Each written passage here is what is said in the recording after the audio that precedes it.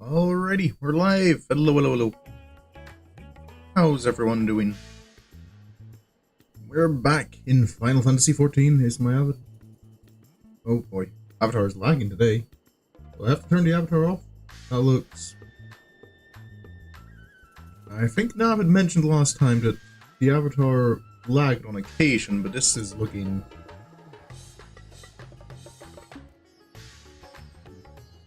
Yeah, I think I'm gonna need to turn the avatar off. My computer can't handle it today. Goodbye, me.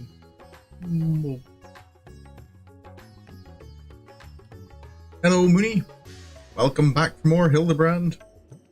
Yeah, lagging pretty bad. I have to say goodbye to the avatar. I feel it's just a distraction when it's lagging that badly. We're back to finish off the Final Fantasy XIV Hildibrand quests. Let's see what we've got. Hello, our Mr. Conspiracy Theorist. What's going on today? Delion is trembling with barely contained enthusiasm. That can only be bad. Joseph, eager to resume our investigations? I know I am. Do you recall that scrap of alien starship we recovered? Well, Inspector Brandihild has employed his unsettlingly calculative capacity to extrapolate the damage to the greater whole, and he has concluded that the vessel would be incapable of flight without extensive repairs. Our most likely scenario, then, is that some unknown agent made off the starship wreckage, along with Pupu's acquaintance. We had kind of come to that conclusion last time, hadn't we? Fortunately, I have a fair idea who this unknown agent might be. After all, there is a singularly shadowy cabal with a history of concealing extraterrestrial activity. Oh no, we're going to Area 51. Actually, let's head over to Kama first. The Inspector and the others are staying in a dwelling there, and I'd rather not explain myself twice. Alrighty.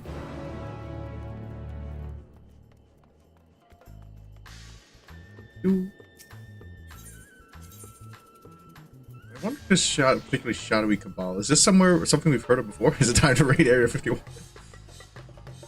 Get the FC online, they can't stop all of us.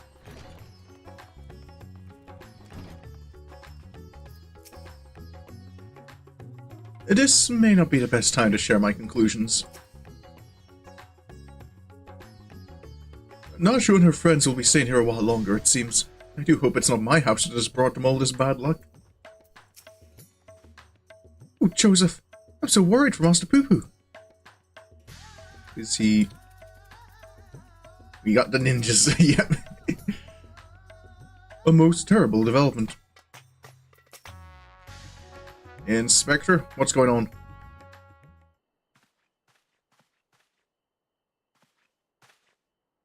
"'Tis horrible misfortune, Joseph. Calamitous, even.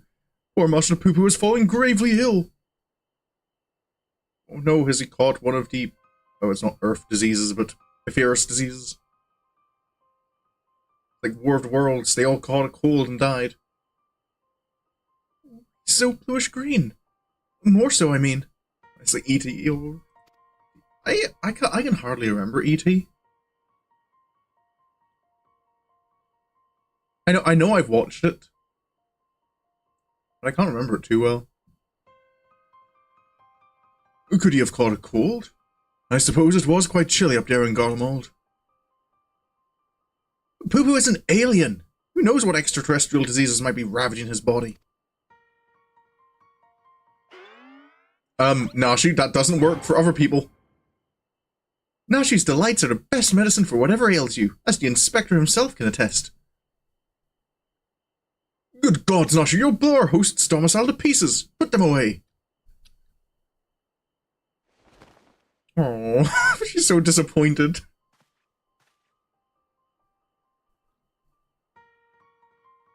If I may, when I was cloned from the Inspector, certain gaps in my knowledge were patched with supplementary data from the starship's archives. This information included an encyclopedic understanding of Master Pupu's physiology, which should be sufficient for me to diagnose his condition. Why haven't you done that yet, then? Xenohybrid mind. That explains the impossible calculations. Oh, is he going to...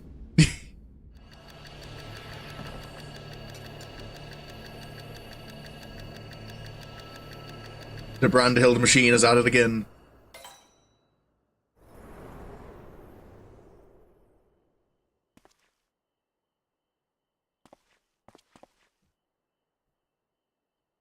I have it. Master Pupu is afflicted by a terrible case of the common cold. He's having a brain blast. I don't know if I've shared...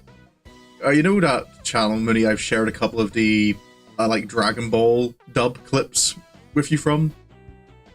They did one of those of Jimmy Neutron, and it was... Brain blast became literal. And the thing is, not really having watched Jimmy Neutron, that is kind of like where my brain immediately goes, is to that meme of... Brain blast! And his head just explodes.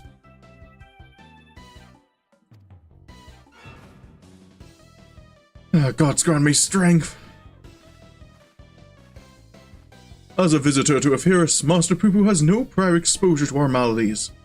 He is thus particularly susceptible to infection, and more likely to experience severe symptoms. Aha! 'Tis just as I surmised. We must put aside the case until you've nursed our stricken companion back to health. But even if it is a common cold, isn't there a risk that our medicines do him more harm than good? They almost certainly would. Based on the results of my analysis, however, I believe I can synthesize an effective remedy. We need but gather the ingredients. Oh, lovely, fetch quests. Then ingredients you shall have. So, what are we gathering exactly? Most of what we require can be drawn from Master Pupu's collected samples. Otherwise, there are only two which we lack. The first of these is the liver of a giant tortoise. A suitable organ can be extracted from one of the cachapa which Wonder Salt winds welcome. Ah, the slaughtering of a monster's opponent! That sounds like a job for Joseph. Alrighty, I've killed my fair share of adamantoises.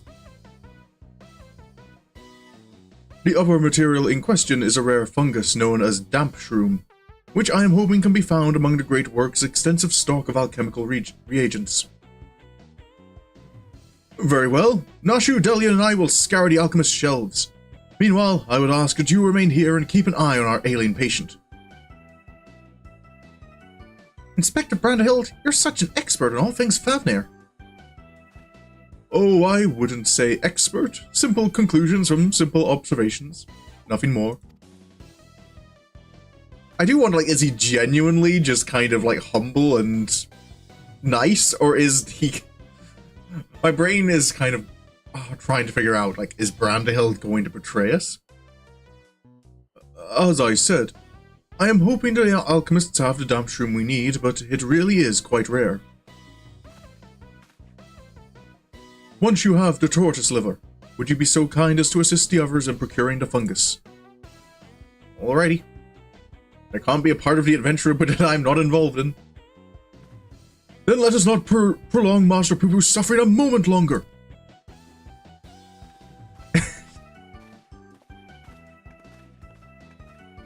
It seems we have a job to do. Further discussion of the abduction will have to wait. Alrighty. Oh, there's the stalker outside the window again. And of course, now that Nashu's gone, so is he. Dude. The gate at first sight.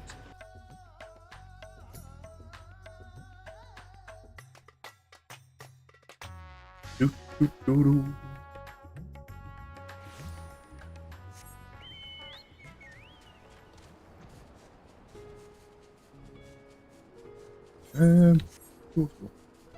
Oh yeah, my mount roulette has disappeared.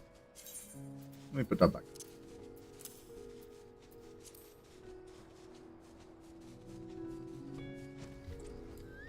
I want one of my horses.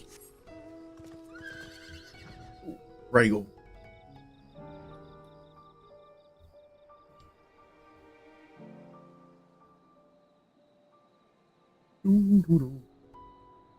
So is this just any Kachapa?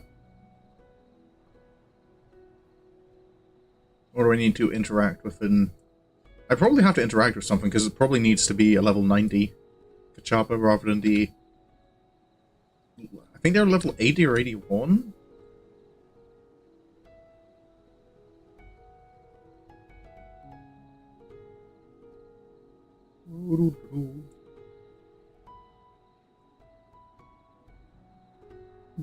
It's not more common, I think, for Hildibrand quests to require you just murder overland enemies. Oh, but it is. Okay. Sorry, friend, you are going to...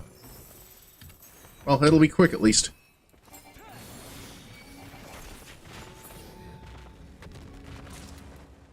There we go.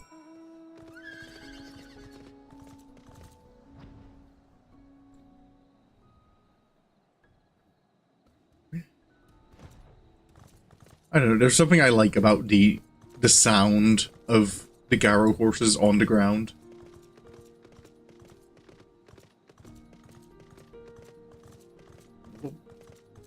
Just the sound of the hooves.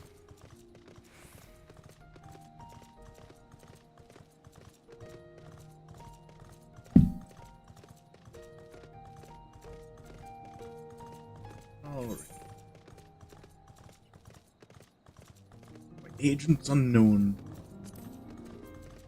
Right, so seeing Fates just reminds me. Have I? Yes, I did finish Endwalker. I was trying to remember, like, did I finish Endwalker? I just need to get back to doing Dawn Trails. Alrighty. You look like you're not doing anything. Who knew a lamp shroom would be so difficult to find? Oh boy. Someone... Your mission was successful, I assume? Ours is... ongoing. Alrighty. What's the problem? Ah, Joseph. I had every confidence you would bring us a suitable liver. Alas, the dank shroom yet eludes us. It's damp shroom. The alchemist said the fungus has few applications, so they don't bother to stock it most of the time. Then I must put my keen inspector's sense to work. Stand back while I attune myself with the essence of the dank.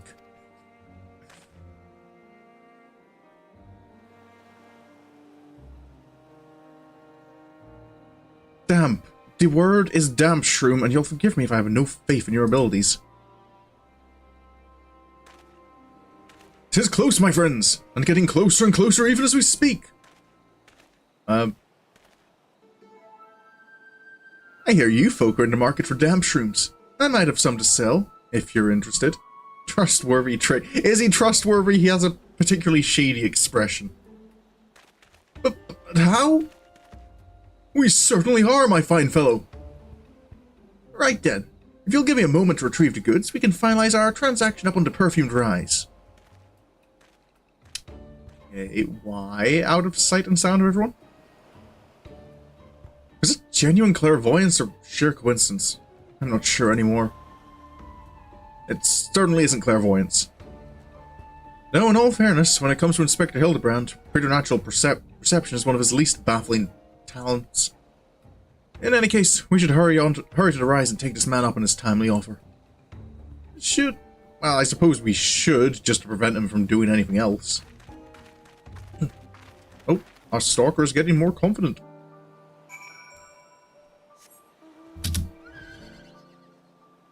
Let's go, Ginga. I think the meds are hitting you, like sleepy calmness. Oh. You still feel they're helping you, though? I know I need to phone up my GP again to get an update on my own progress. I wonder, does this not strike you as a touch convenient, if not contrived? Nashu is napping again? The inspector saves the day. Again. Our quest for medical components nears its end. Stay strong, Master Pupu. Pros definitely outweigh the con. That's good to hear.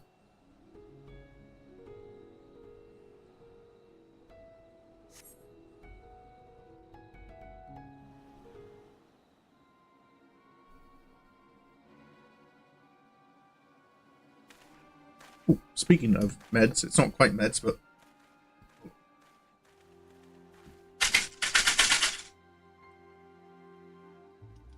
I have forgotten to take my omega-3 tablet. I will do that now. Come on. Out of the box.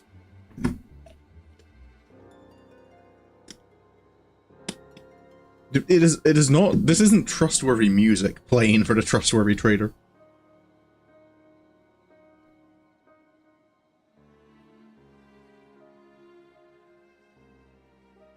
Ah.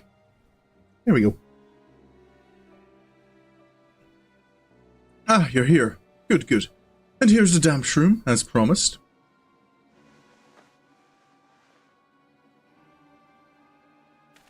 Oh ho! Glad we are for your assistance. Is it damp shroom, though? Oh. Not so fast. There is still the matter of payment. Trustworthy traitor is basically a power. Trustworthy... Wait, did I say traitor?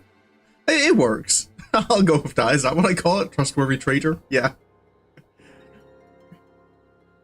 Oh, I feel that describes Kaguragi from King Osier. A trustworthy traitor.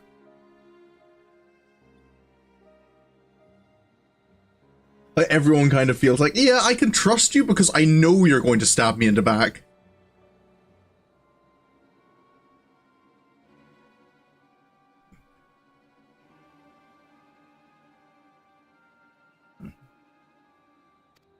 Alright, what do you want in return? Oh, of course, of course. And how much do we owe you, my good man? Oh, considering the extreme rarity of the fungus in question, I couldn't let it go for less than 1 million gil. Oh, I mean, I can afford that, I suppose. 1 million gil for one measly mushroom? That's outright robbery. Oh, a bargain, I counter. You would pay tenfold my price in the markets.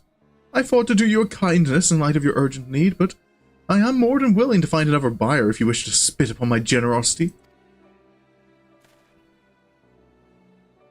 Nashu, how fare we for coin? We're plumb out, Inspector. Ah, then this is a prickly pickle. Where are we to obtain sufficient funds at such short notice? Pretty sure we'd find undercutters on the market. Yeah, I'm sure we could find it for 999,999 gil. I have a...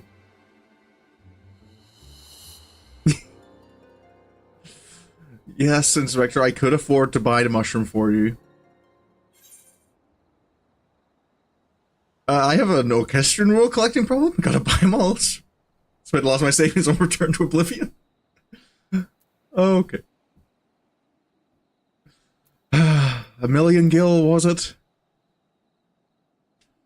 Where's my purse?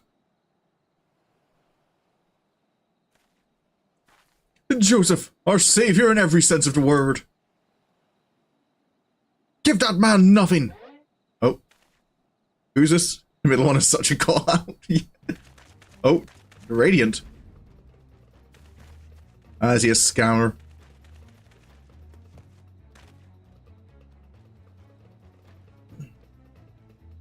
We have you now, deceitful scum! Your swindling days are over! Middle one is such a call-out.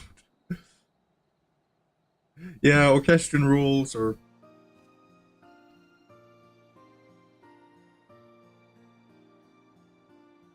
How's your one?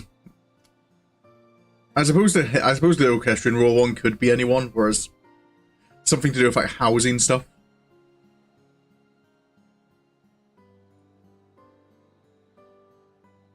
I'm trying to feel like, yeah, I don't think I've spent.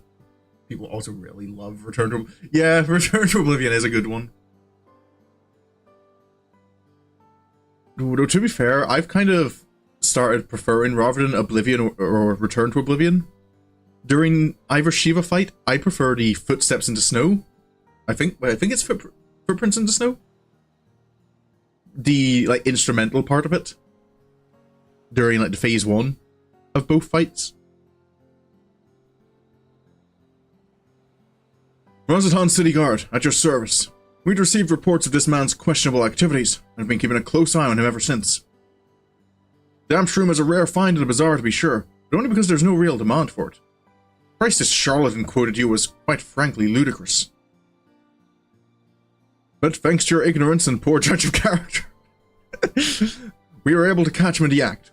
As a token of our gratitude, you are welcome to keep the fungus, assuming you still want it.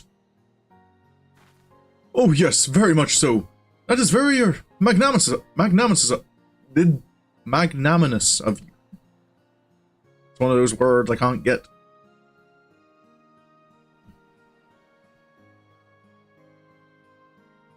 You think I enjoy tricking fools out of their coin?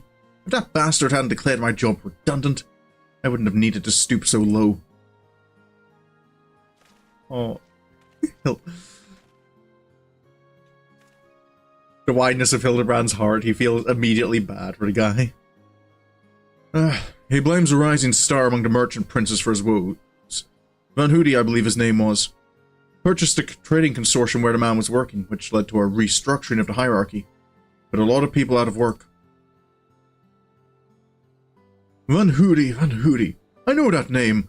There's something about an acquisitions deal gone south. Father was willing to sell him a slice of his Hannish enterprise, I think, but balked when the man offered to buy our family business in its entirety. Oh, Hildibrand's talking about his father, not the father of Van Hoody. Okay, so Godbert was going to sell part of the Hannish branch of, I suppose, like, Mandeville's a goldsmithing. What does the Mandeville family actually do? I know Godbert himself is a goldsmith, and that the Mandervilles run the Golden Saucer. But what does the company do?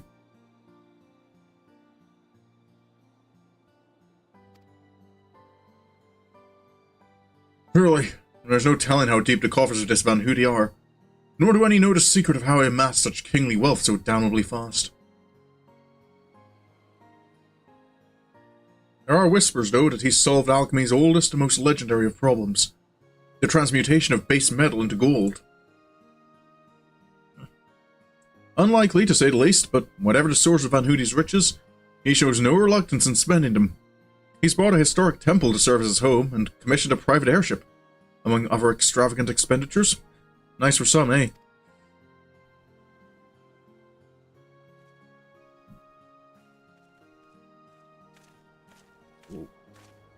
Does his wealth come from somewhere suspicious that we're about to investigate? Cor, that swindling case had barely started before you solved it, Inspector. All in a day's work, my dear Nashu. I believe our business upon this scented hill is concluded. Let us hurry the ingredients back to Inspector Brandihild, shall we? Brandihild is similar enough to Briardian that I kind of want Briardian back. Oh.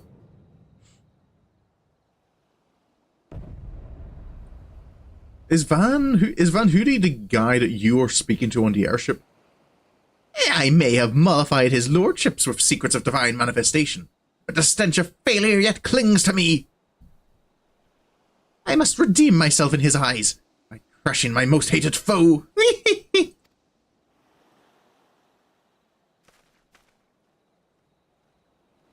Dead fish eyes. Well, back to Razahan.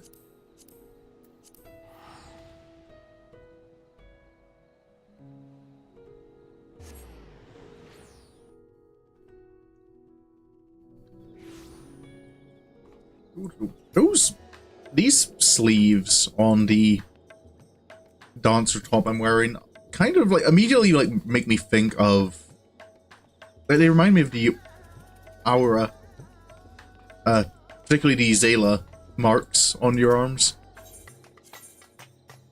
Back to Kama. And you're back peeking in through the window. You know, Nashu's the kind of person who, if you wanted to hang out, would probably be fine with it if you just ask. The Inspector as well.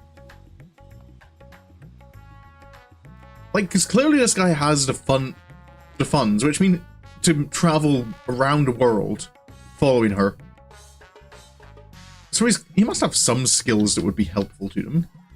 And it would be a lot more palatable than all this silent stalking business.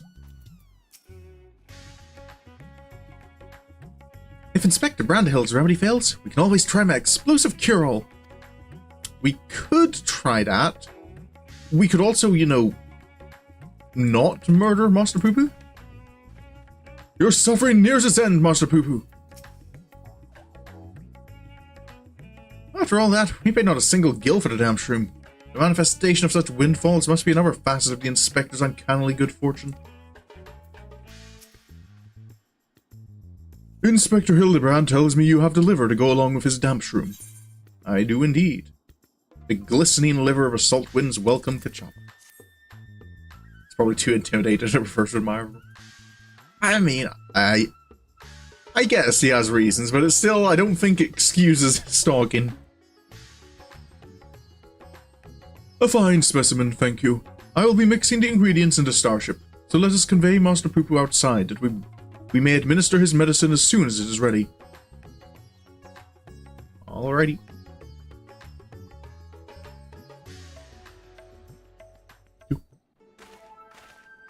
Also, the guy... was it Luge? Not that much different from you. Okay.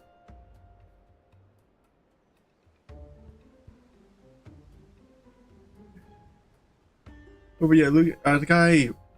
Luge, like, talking about primal manifestation? Like, is there going to be another trial in this Hildibrand? I don't think I've heard of a trial for this one, but I'm kind of wondering if another primal is going to show up. This should be sufficiently remote. I'll have the craft come to us and we can commence the treatment.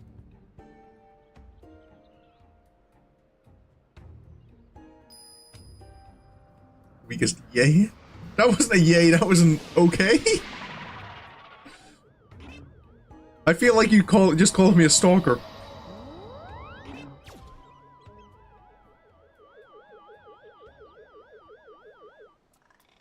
Oh, it's the goblin friend. Nashu is asleep again.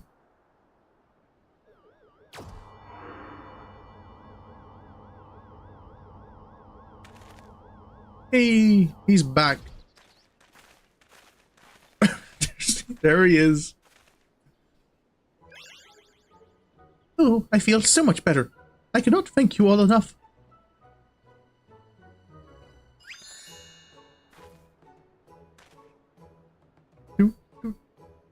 Master Pupu recovered his strength in mere moments. It would seem his powers of recuperation are just as advanced as his technology. I came here from another world, a stranger you've no cause to trust, and yet you treated me so kindly. The people of this star are so very welcoming. Stalking is the action that creepers wrote to. I don't do. Okay, so I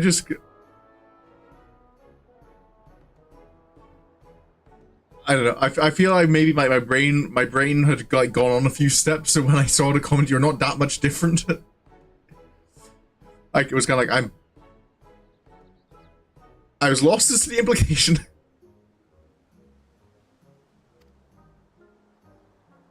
Huh. You are our dear friend now, Master Pupu. It is our pleasure to help.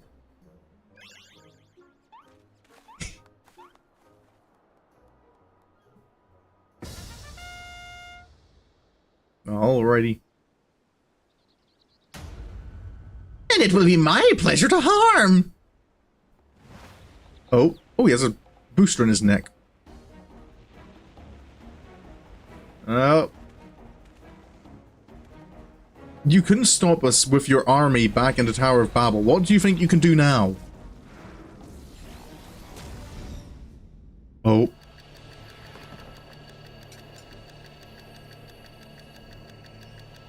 What's the answer, Brandihild?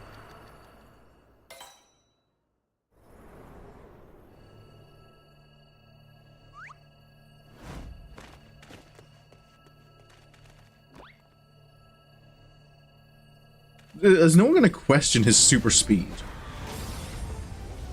Also, that... I'll not fall for the same trick twice! Oh, he has a shield!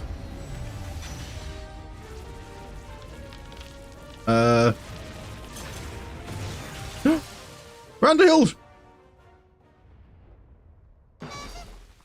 No! It's never been intimidated for a long distance up.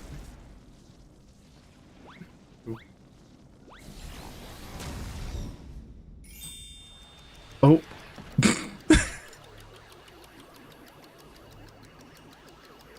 Inspector.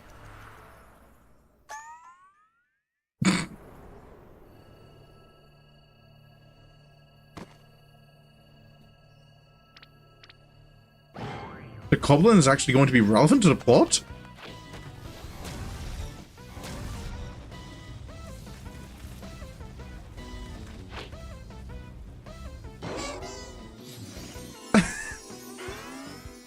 Sorry, friend. Oh no, he's not going to put an innocent life form in harm's way. That's our inspector. I suppose we shouldn't be surprised that he's...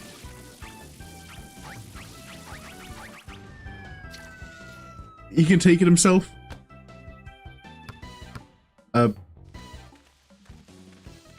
Oh, is this another sport one? Inspector, do you want to have a lie down? Considering how dirty he is, this is probably the best. Yeah.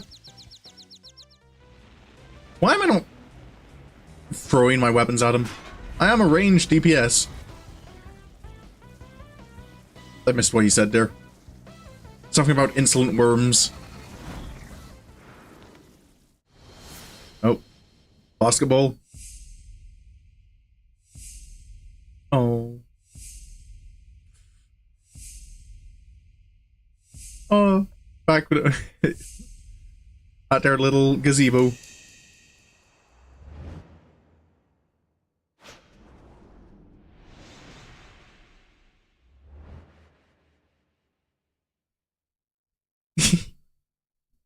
Whee!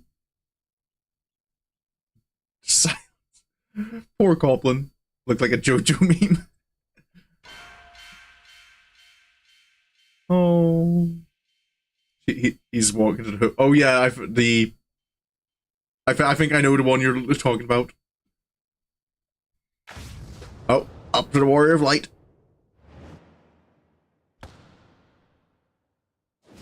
Slam dunk.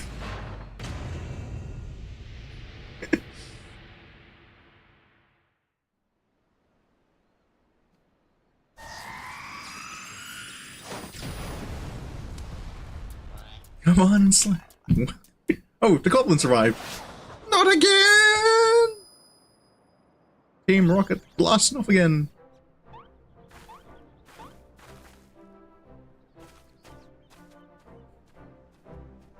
Oh, he's actually getting camera time.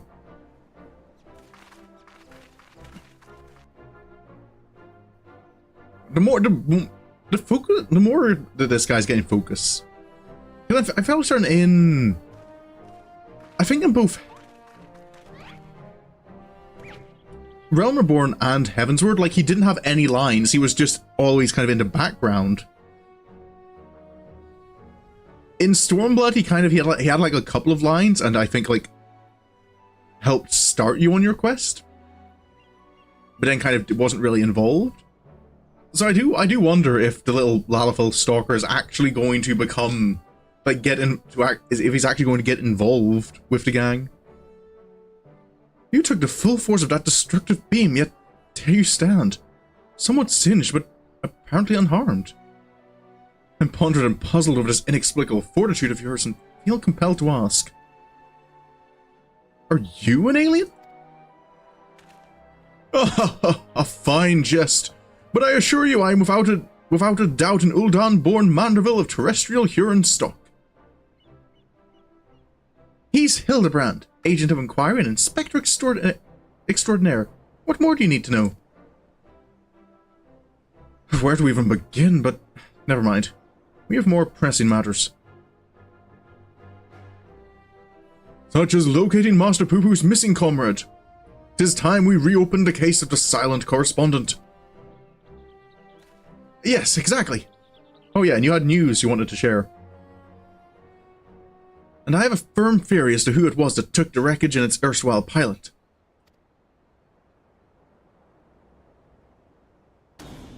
The Sharlians! I mean, part of me is kind of like, yeah, that's just another one of his conspiracy theories, but another is kind of like, the Sharlians would have interest in that, and they are kind... He's not wrong that they were hoarding knowledge and keeping it hidden from the world. That was kind of their whole thing, was doing that.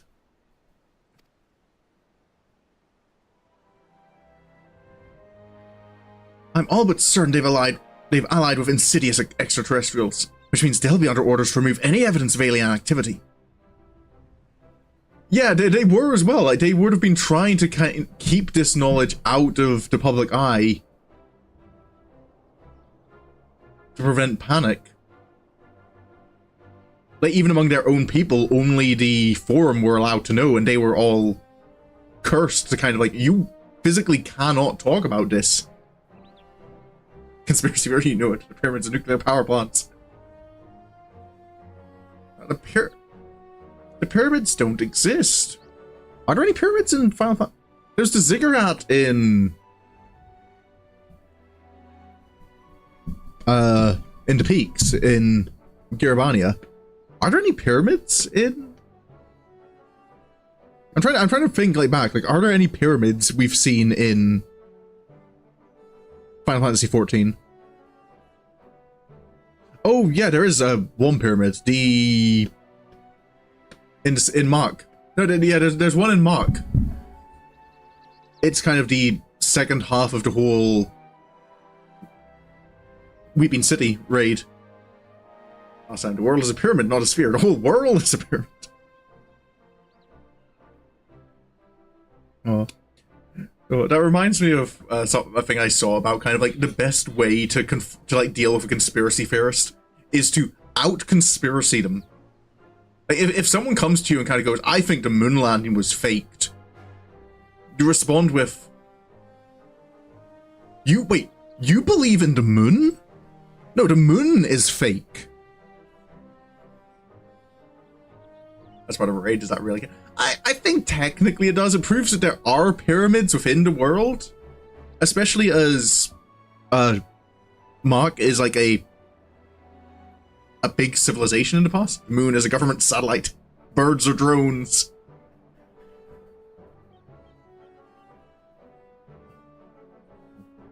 I'll wager what we're looking for is an old Sharlian.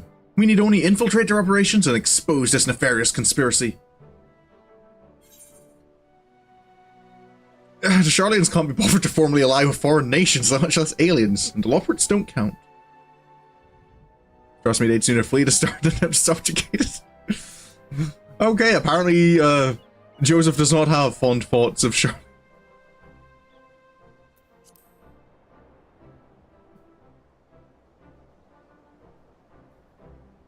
While Master Delion's theory does lack supporting facts, we have no other promising leads to pursue at present. Moreover, I understand that Sharlian sets the standard for monitoring astronomical and astrological phenomena. Mayhap their experts have been tracking extraterrestrial movements. Moon isn't real, it's a wheel of cheese. Yep, I've seen Wallace and Gromit. You know, the source of all objective truth. If I've spoken out of turn, please forgive my presumptuousness. Nay, my friend, I too sense our path points to the Isle of Archons. Pack your bags, everyone. We leave for Sharlian immediately. I'm concerned about the effect that Hildibrand will have on an island of scholars.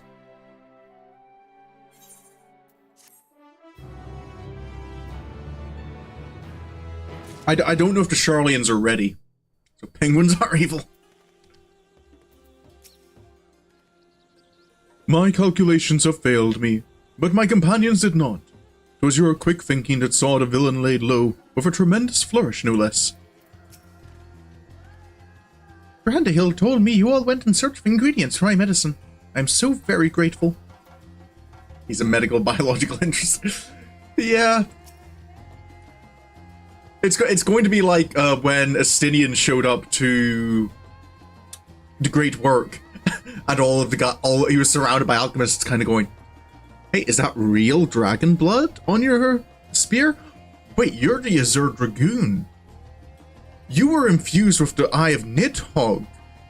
And just getting surrounded by people who are kind of like, "You don't mind if we take samples? You don't mind if we dissect you?" Dude survived getting blasted to downward before Bahamut broke out of it. Yep. The time has come, Joseph. Charlian is the beating heart of this conspiracy, and I won't let them hide their machinations any longer. Nice teamwork, Joseph. Not from around here. Ooh, I get an item. Charlian awaits. We need only charter a suitable sea vessel. I mean, you guys can do that. I can just teleport. Of course, but does not the city lie many days' sail to the north? Is there no swifter means of reaching our destination?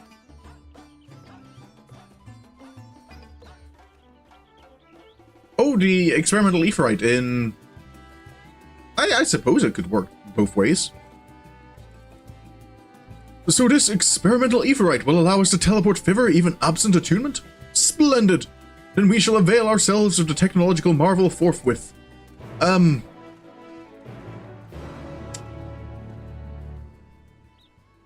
mean, you only use it like twice in the whole story? The aephorite Bedell gets... Yes, they will. Well, most of them will. I don't... Is Hildy as impervious to nausea as he is to, like, physical trauma?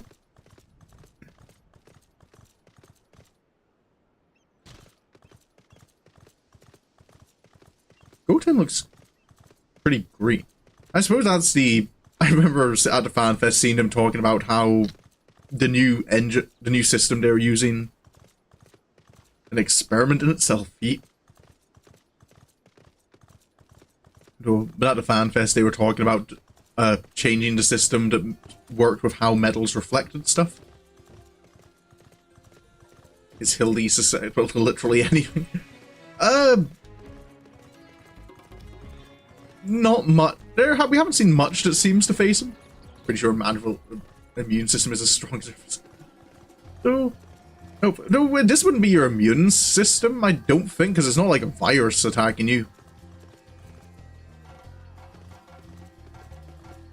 I feel if anything, it's kind of similar to... What do they call it? Ether sickness. So I imagine it's a destabilization of your ether, which is kind of a bit more of an abstract concept, I think. Oh, I don't need... Oh. I suppose Joseph wouldn't want to use the aephorite, would he? It's like getting motion sickness or seasickness? I think it's... Yeah, I think it's closer to that. We haven't seen Hildy vomit after any times as far as one around. Yeah. Well, to be fair, he's also kind of generally that results in him like having his entire upper half embedded in the ground. I forgot. I didn't... I kind of assumed that we'd be meeting here, not that I'd have to go straight to Charlian.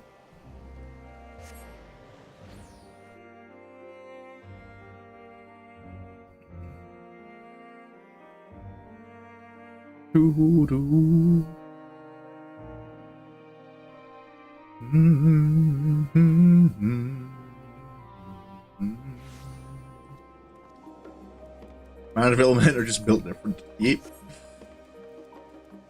Oh, they have a whole song about it.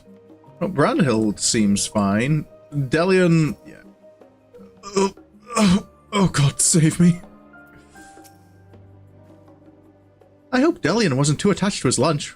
You seem fine as well. I'm surprised that Nashu's fine, because Nashu's just a normal Makote, right? How severe is your ether sickness, Master Pupu? Oh, when you travel to Cosmos as much as I have, teleportation is not the least bit disconcerting. So this is the city of learning. A sophisticated gentleman should feel right at home here.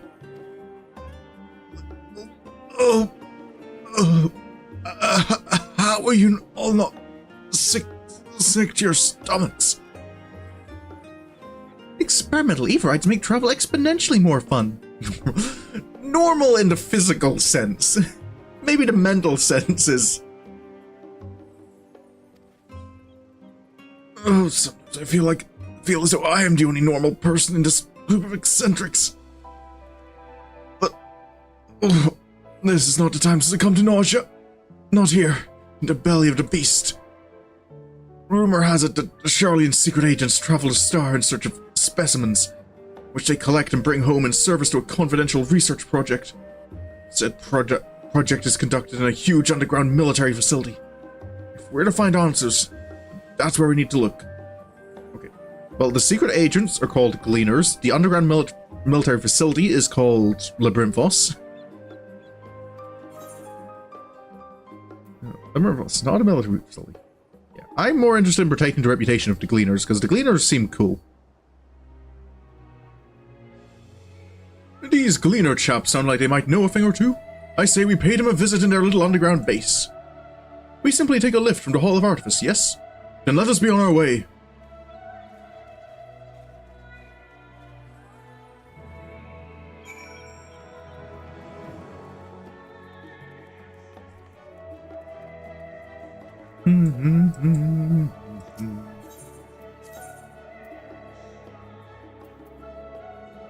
There's no quick teleport to that location.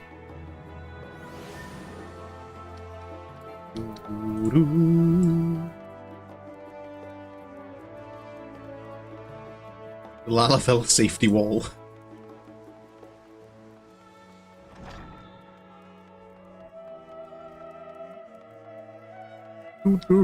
Down the stairs.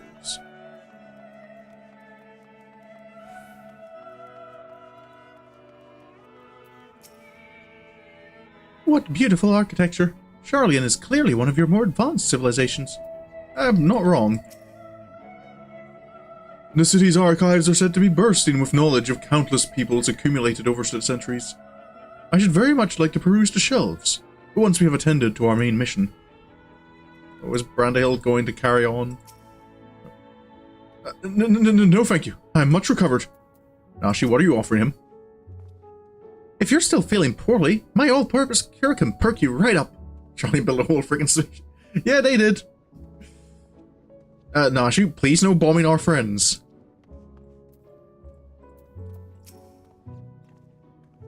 Ah, these must be the lifts in question.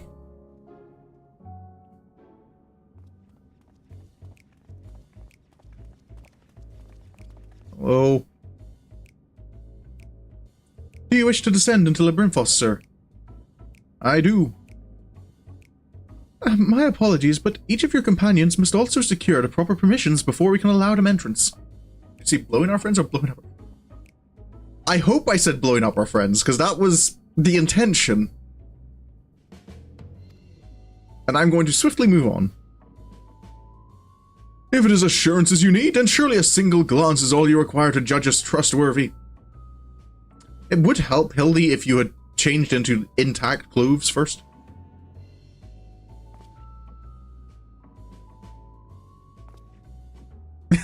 We are a bit of a suspicious gang.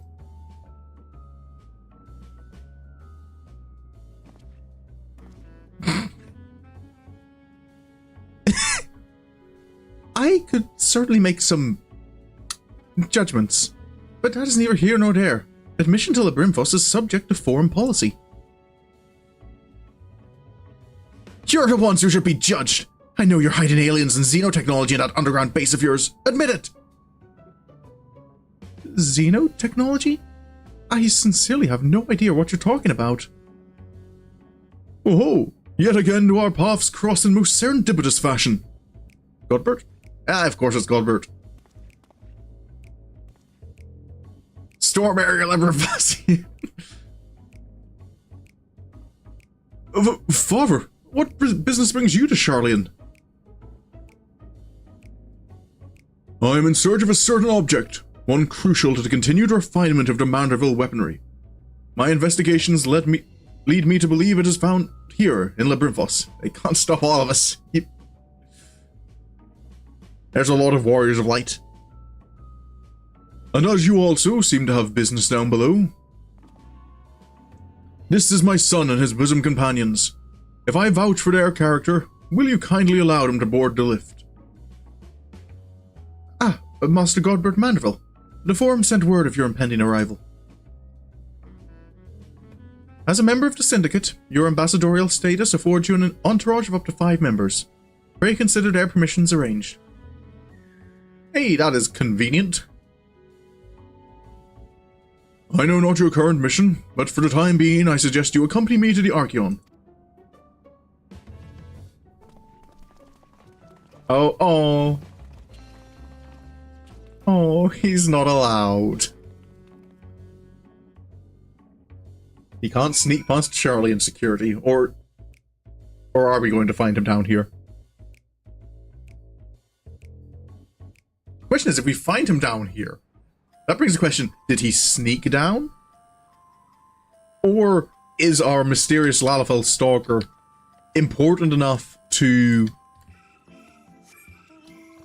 have permission to travel to Labyrinthos? Let's go, Rayo. Oh yeah, that was something, I know I think I mentioned last time that I think these are the only free horses that appear in Garrow. But I just finished watching Season 2 of Garrow recently and kind of remembered in the final couple of episodes, there is a 4th knight who has a horse. And it's one of the knights who does have armor in Final Fantasy XIV.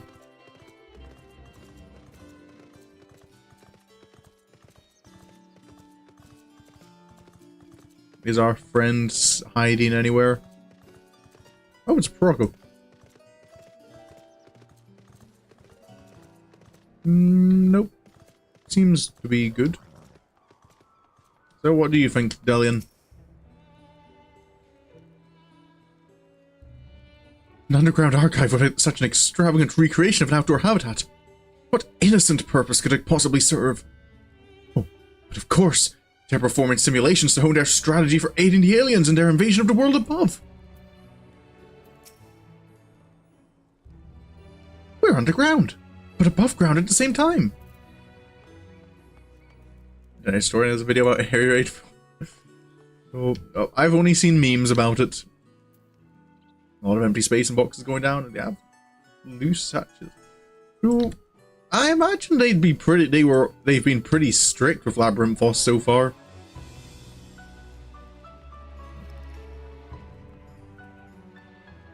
Given how secret they were able to keep it for decades. They have transformed this subterranean environment into one more suited to surface beams. I am reminded of the orbital stations. Built by my own home star. Guardian structures are truly works of art. Simply inspiring. What an incredible vault of accumulated curiosities. I should very much like to return here once our mission is complete. From what Farver tells me, this storage facility is replete with samples and specimens collected from every land on Epirus. If anyone has information concerning visiting aliens and crashed starships, it will be these studious folk. Alright, so where do we begin our investigation?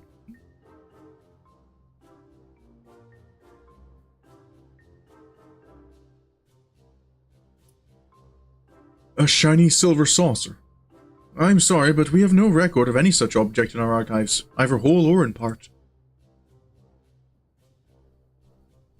Or so you would have us believe. But the purpose of this complex, this military fortress, is plain. You cannot deny that you're conducting secret research on alien starships. You went back to hear what I said. Oh. Okay. Okay, so you said no bombing our friends? Okay, yeah. Okay, so, yeah. Okay, so what we're hearing, Winnie, is that was where your mind was at, not mine. We are not conducting secret research on alien starships. Yes, we did build a starfaring vessel in Famazane, but it was neither for military purposes nor of extraterrestrial origin. Disguising your foul lies with a sprinkling of truth, are we? Fine. I'll dig up the facts myself, and then everyone will hear what you're really up to.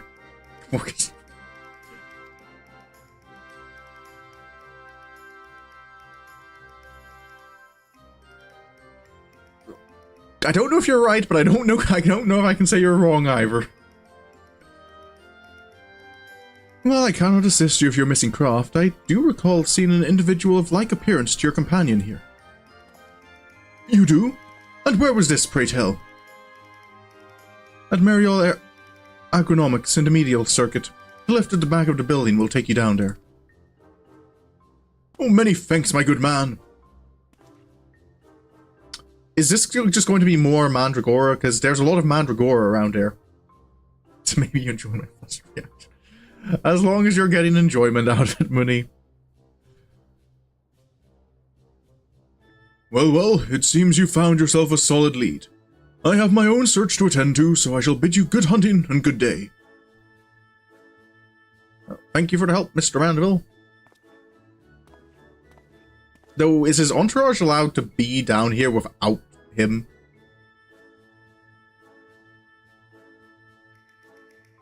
Another round of in-depth inquiries by the agent of inquiry and friends is in order. To Mariol Agronomics we go. Oh, sorry. Thank you, Mooney.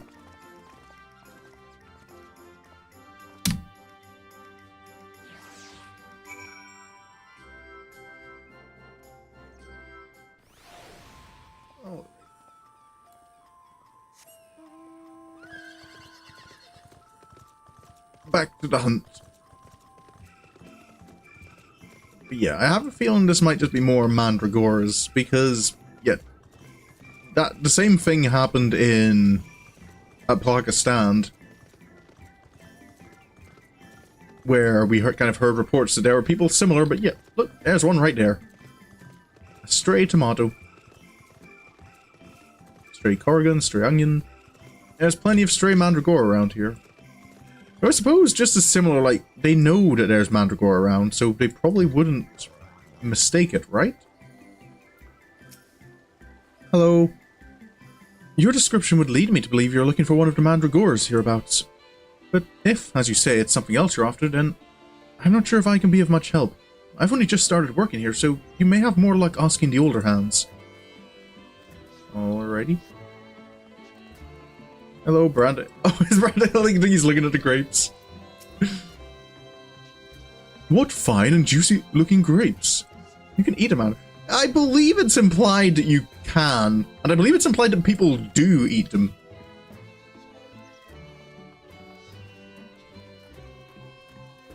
What's going on? What's... Don't you even think of fertilizing that! My magnum opus! What is... What's this little... Polygon grapes? I still have my little, stress ball from the, that's shaped like the low poly grapes from the FanFest.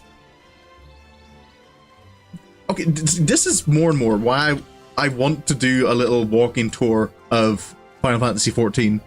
It's for these. I've never noticed this little encounter before. 3,000 hours in the game, and I've never seen this. Like, what? The guy defending his little baby Morble, dressed up baby Morble. There's just so many little things that are just hidden in plain sight. Ah, you must be talking about one of those new Mandragora strains.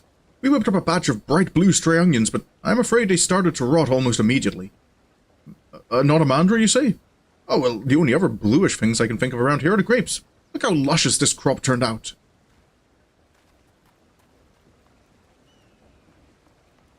You okay, Delion? Excuse me?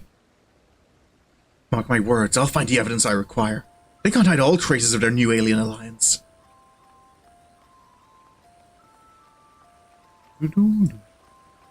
They're all gathered over here.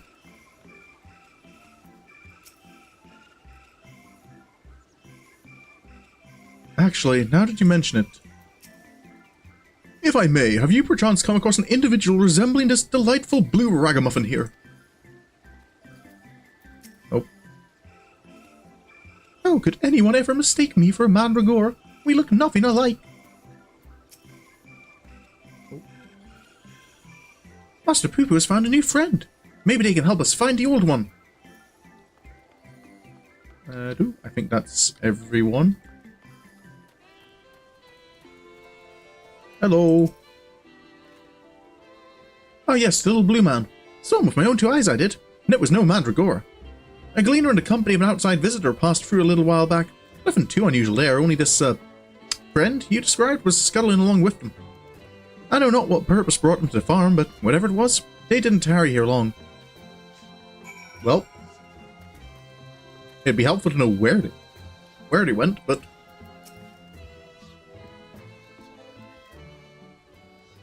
it's certainly something. Wonderful. That corroborates the information I but moments ago skillfully squirreled out of this farmer. He claims to be an acquaintance of the gleaner in question, in fact, and will bring him to talk to us shortly. Oh, that's helpful. Let's round up the others. We should all be present to hear what revelations this professional collector has to share.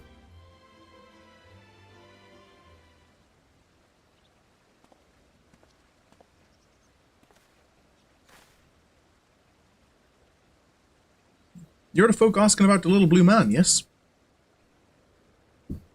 Oh, and you've brought someone who's practically identical. You must be the same species, surely. My friend was really here, then?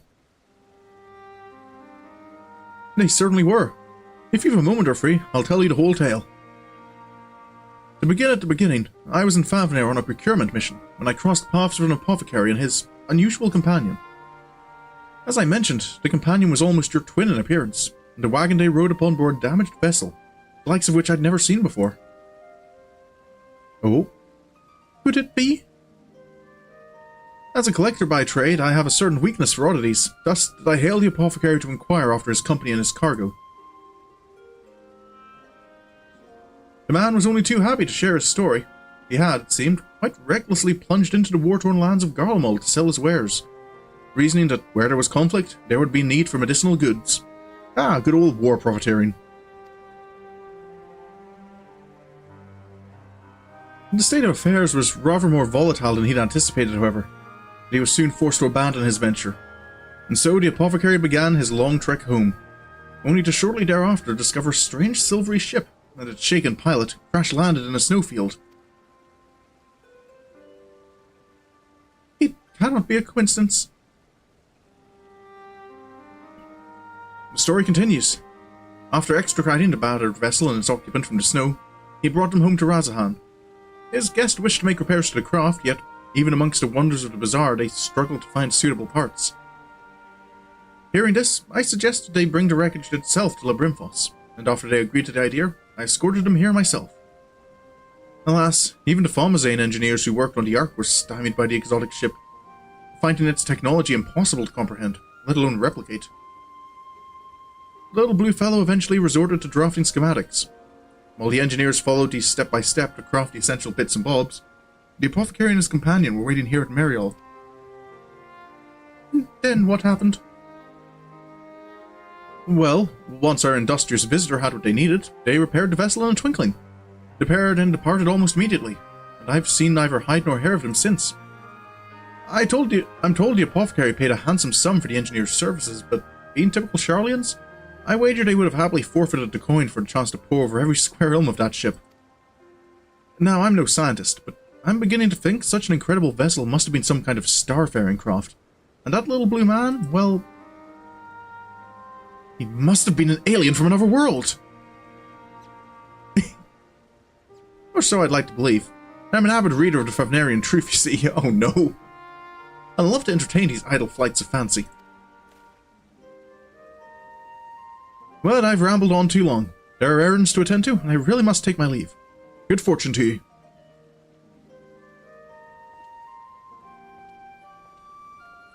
Idle flights of funds. Can it be true? I have a reed ship in Charlian. Perhaps I've misjudged these people. It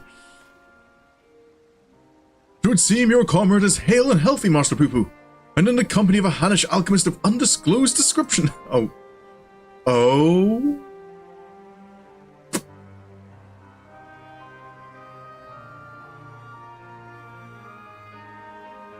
Willing to spend a large amount of money, a Hanish alchemist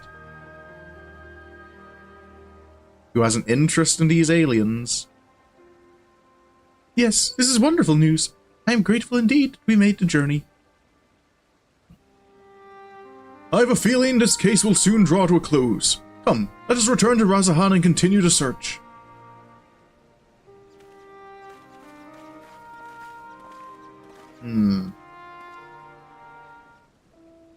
Suspicions abound.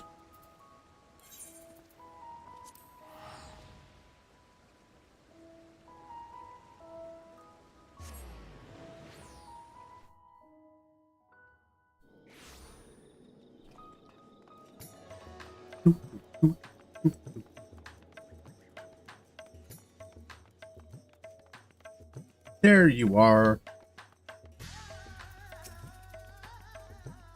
It's a relief to see that Miss Nashu is hale and whole and still fetching. I wasn't able to sneak into Labyrinthos, so I couldn't watch over her like usual. I'm here for her now. Now and forever. I wish you weren't. There I'm back again, in the blink of an eye.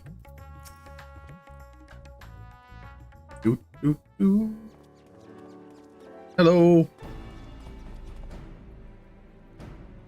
To summarize our findings, we now know Master Pupu's friend is safe and in the company of a Hanish gentleman, and possibly here on this very isle. Oh, that does sound promising. Hey, Godbert. Father, you've returned to the city. I trust this means your own investigation was successful? That it was, although laying hands on the object of my desire has been a long and frustrating ordeal, to say the least. Much painstaking research revealed to me the existence of a hereditary Manderville relic, within which slumbers the secrets of weapon augmentation. Yet though I turned our ancestral home upside down, I failed to unearth the artifact in question. The reason for its absence became clear when I chanced upon the journal of one of our forefathers. He wrote of a visiting scholar's keen interest in the relic, and how he thus surrendered it into Charlian's safekeeping for study. The trail led me to Labyrinthos. As it turns out, the Charlians never did find time to conduct their analysis. The custodian and I found a curio tucked away in a dusty corner of the Archeon, still awaiting processing.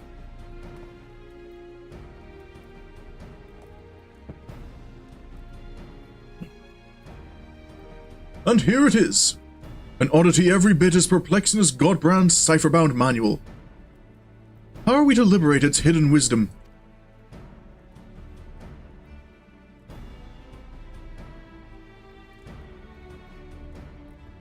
Oh, I can help you with that. These devices were made by the Mandervillians, a starfaring race with whom we once traded. Starfaring? Mandervillians? They're aliens? Yes, a highly evolved species with a master of advanced technologies. Our people shared ideas and inventions, so I am quite familiar with your family's relic. If you so wish, I can have the device project whatever images were stored upon it. A darkened room would afford us the clearest view, however. Then let us retire to our rooms in Kama and dim the lanterns. We must behold these secrets in optimal conditions.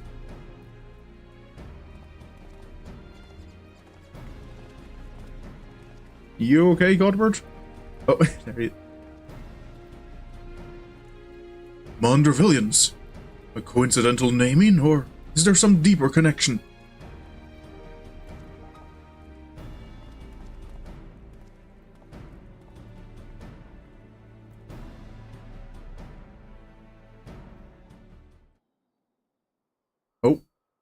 the arcs, the Lalafeld's allowed in as well. Everyone comfortable? Then let's see what the device has for us. Oop.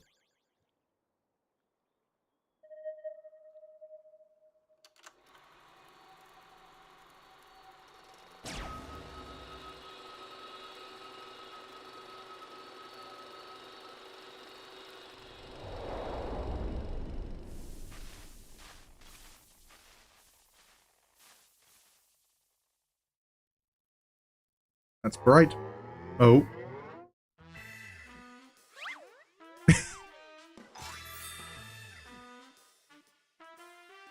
I am Godbrand, wanderer of stars and weaponsmith extraordinaire. First Lord of House Manderville.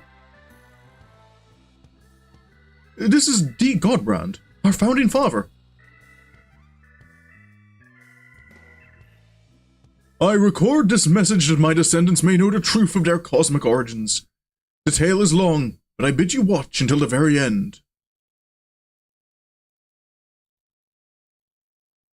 Heirs of mine, I am not a man born of this star, or even a man at all. I am of the Mandervillians, a race which hails from the far side of the great expanse.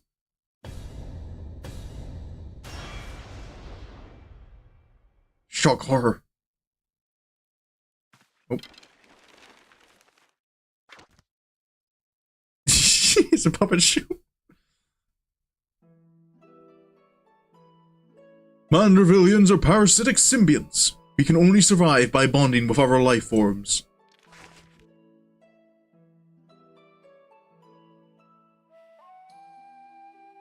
Is the Goblin a Manderville?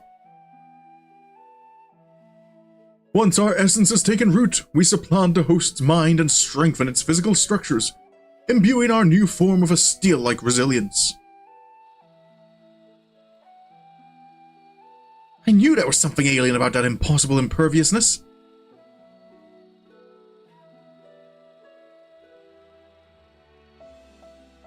Having a comment with your cousin when you were little yellow spark the nerd. Oh. Which...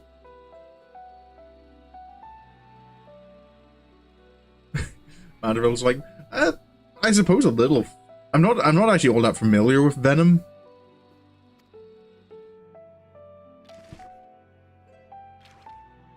Then, through the conjoining of compatible host bodies, we produce offspring which harbor the next generation of Mandervillians. Oh, just party a lot about them shit. Oh. This symbiotic variant eventually takes to the stars in search of potential new vessels, adapting and multiplying. So it was that our race proliferated and spread throughout the cosmos.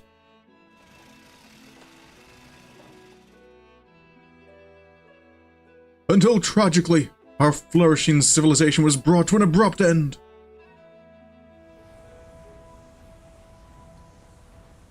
Every planet upon which we Mandervillians resided was visited by an inexplicable calamity. Our societies were brought to ruin by lifeforms suddenly twisted into horrific nightmares. The final days.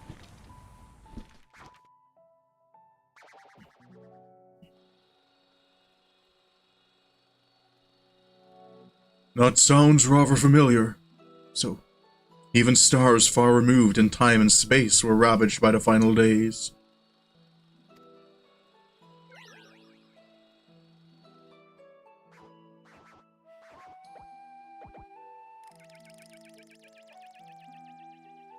Desperate to avoid the same fate, a comrade and I boarded a ship and fled upwards into the starry night.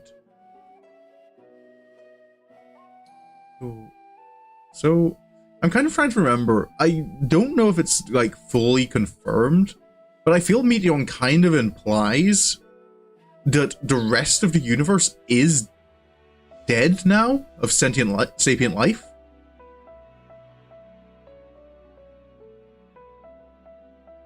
Because, like, the whole time Aethirus was protected, she and her sisters were kind of like, no, we're gonna leave, and your barrier of ether, like, Zodiark might be protecting you for now, so we're going to go and attack everywhere else. And even before that, when Medion first like communicates with her sisters, she's finding out her sisters were already encouraging the destruction.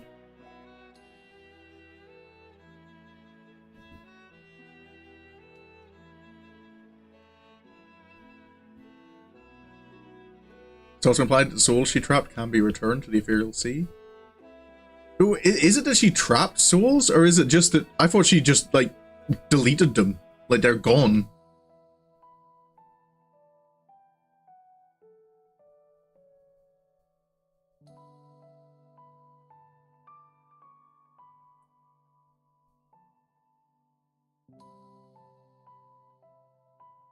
She kept them in the egg and all the food. Okay, I'll have to. I can't remember. I can't quite remember the dialogue. Stopping the cycle of rebirth.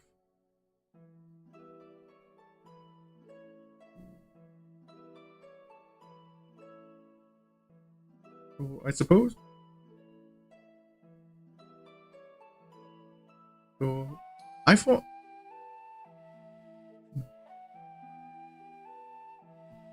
I suppose for me, my thought was that was Meteon herself. Was the egg? And like when you go through, like that's just her memories and all are kept in there.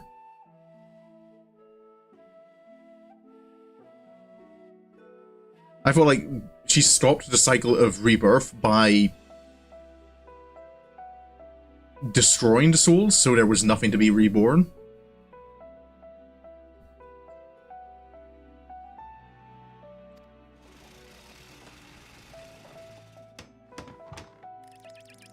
Ooh. Oh no. We flew and flew until we found a planet. Your planet, untouched by the phenomenon.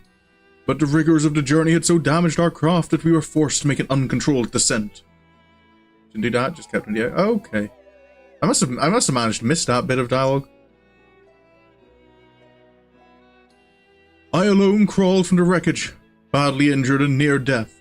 But even as I resigned myself to perishing on this unfamiliar world, I was found by a man who had come looking for the falling star.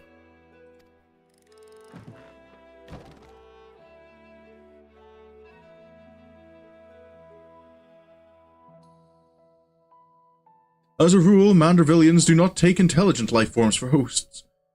After hearing my story, however, this sympathetic gentleman offered to become my vessel of his own accord. He was himself afflicted by an incurable malady, and with little time left to live, seemed content to know that his alien body could provide safe haven for another. Oh.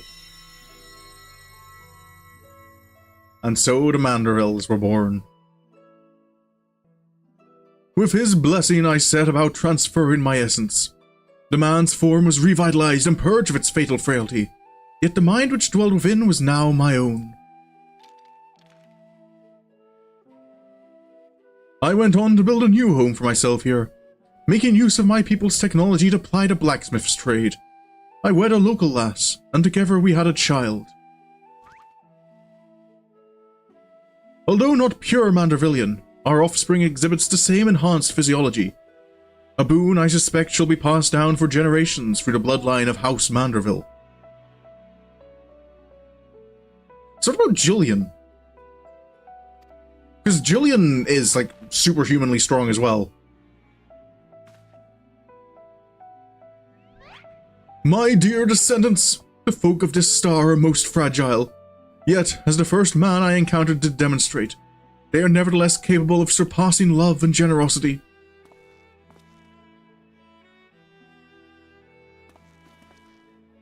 Inlet?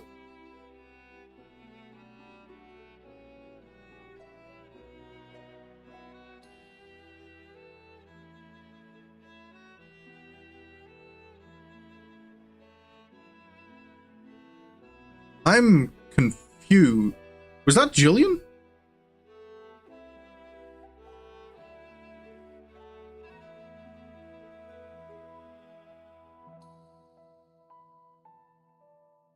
I'm a little confused. I'm trying to process that.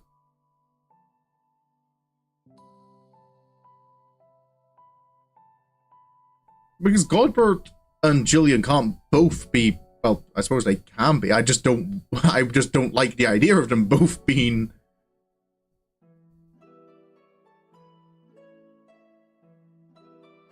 like biologically Mandervilles.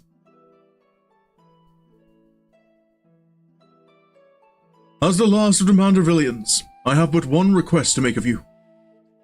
Pray employ your superlative attributes and my armory of Manderville armaments for the benefit of these wonderful peoples whom I hold in the highest regard. Oh. The Manderville.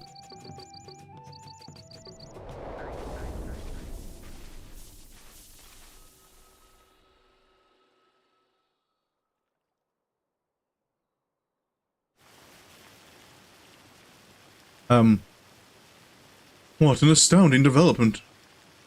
What is it? Oh.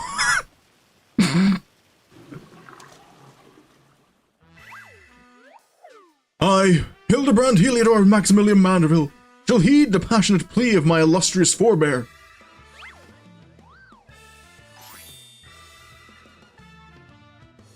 No case is too big nor too small should it be in service to my fellow man. Oh.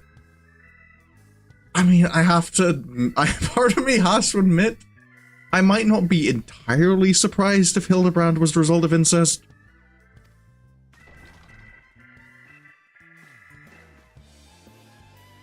He learns he's descended from an extraterrestrial being, and it's still business as usual. Oh, wait, am I gonna get an answer? But, wait a minute. Then why is Lady Delion so monstrously strong? Is she a descendant of aliens too? That's... Am I not going to get an answer to that question?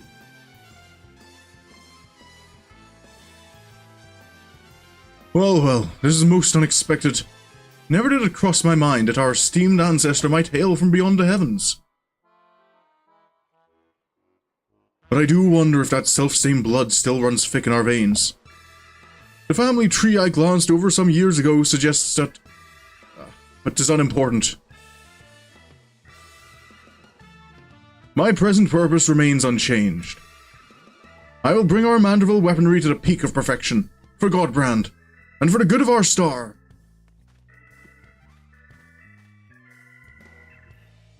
And, before I forget, I have a gift for you, Joseph. Pray await me at the Aephorite Plaza, and I shall bring it to you forthwith. Oh. Cleaned the room already? The woman who showed up in the video looked very much like Delion. But clearly both Godbrand and her, both have superhuman powers, which implies they're both Mandervilles.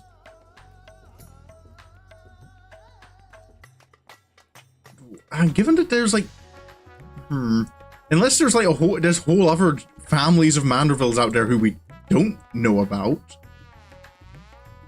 But you'd think with their, superhuman abilities, they'd be more, you'd hear more about them.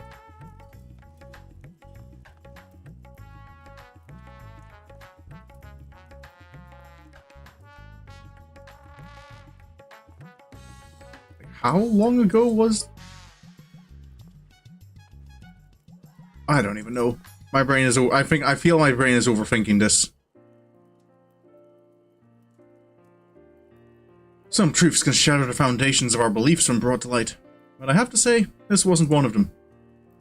The more staggering discovery was that I have devoted readers in Charlian. Those who pursue my publication are allies against the ever-expanding webs of lies and deception, without exception. I have misjudged the Charlian people. They are not collaborators or the architects of conspiracy. They are but seekers of knowledge, unafraid to plumb the depths of the unknown.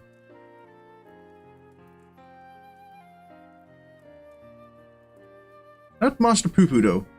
That one still has ulterior motives. I'd bet my life on it. Stand ready. We shall have need of your strength when he shows his true colors.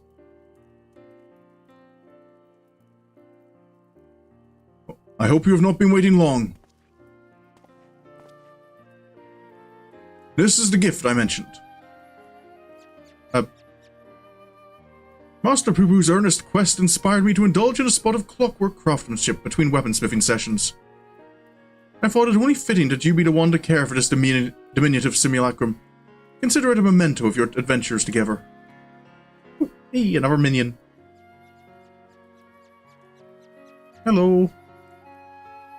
As for our Manderville weaponry project, your assistance is still very much welcome whensoever you can spare the time. Until then, my dear Joseph. Ooh. We'll bleed you dry of elixirs if you want.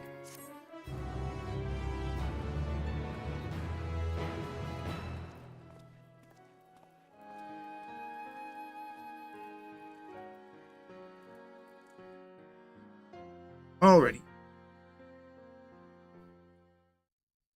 Okay, so that wasn't the final step. Oh, meanwhile, elsewhere in Thavnir.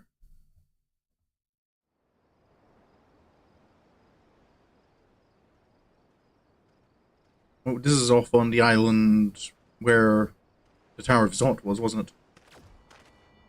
Oh.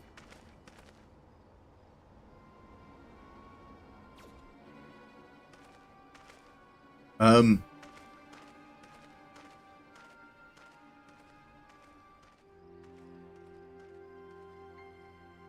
there more cloning going on? Lord Van Hoody, I come with ill tidings. Professor Luge set an ambush for his nemesis, but was once more defeated. His current whereabouts are unclear.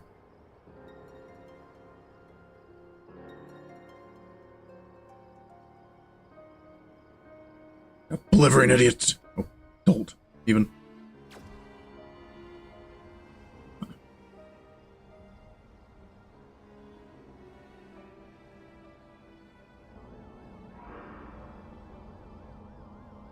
Why is he cloning himself?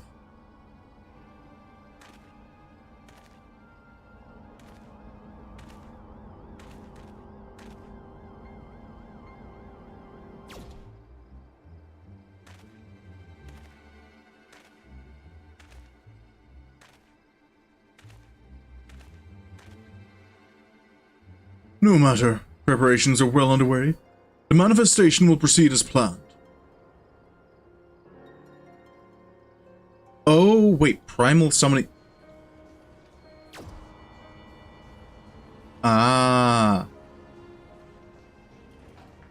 Creating an army of people who believe identically.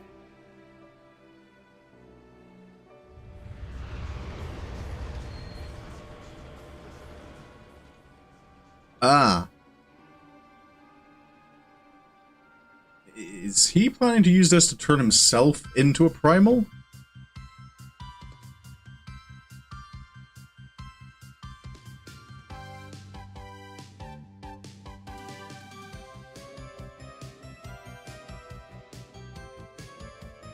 The gang all back.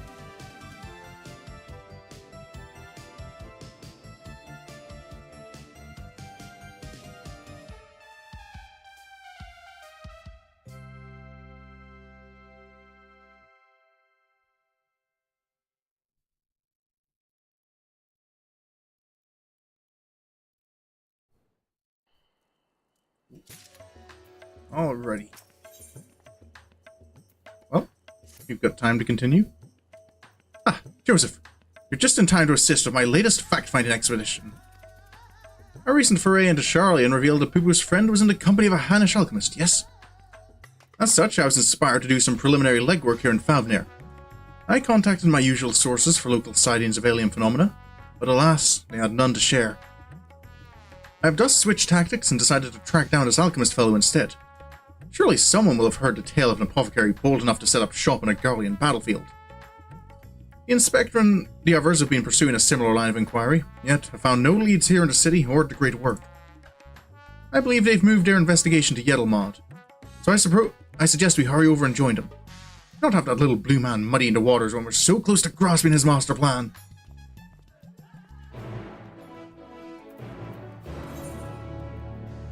Well, off we go.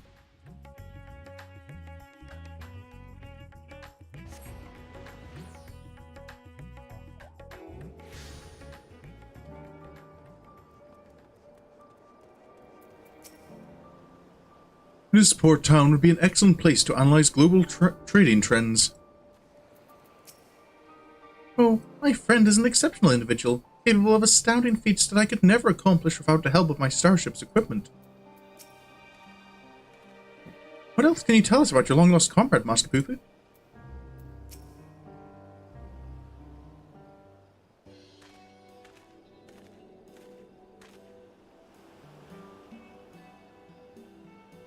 I see the two of you are eager as ever to observe my inspectorial genius at work. The long-term fans are often the most ardent. As a matter of fact, we were just about to continue our investigation into the alchemist we know to have been traveling with Master Pupu's comrade.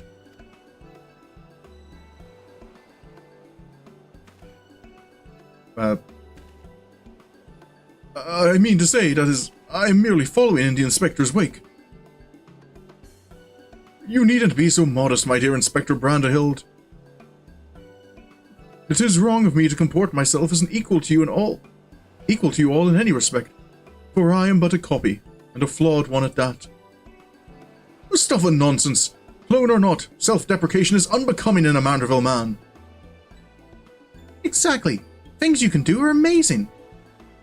Oh, I don't know about that. 'Twas you who saved Joseph from certain doom, was it not? While not quite as alacritus as mine, your rapid reasoning is nevertheless quite effective. It is kind of you to accept me, rough edges and all. I only hope my meager contributions are of some small assistance.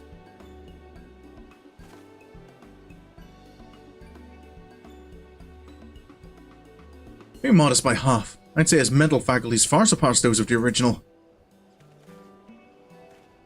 That's enough chin-wagging amongst ourselves, I think. Let us spread out and learn what the locals know of this adventurous apothecary.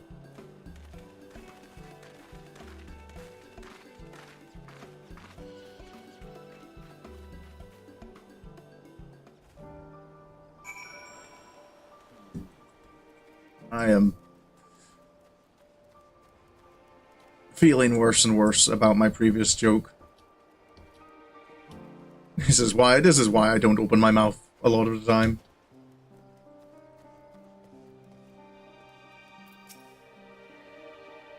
Should not trust my brain. How fare your inquiries? I have not made any yet.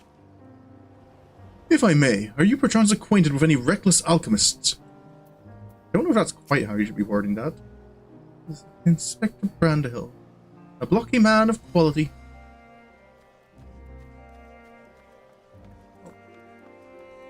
Let's see what I can find out.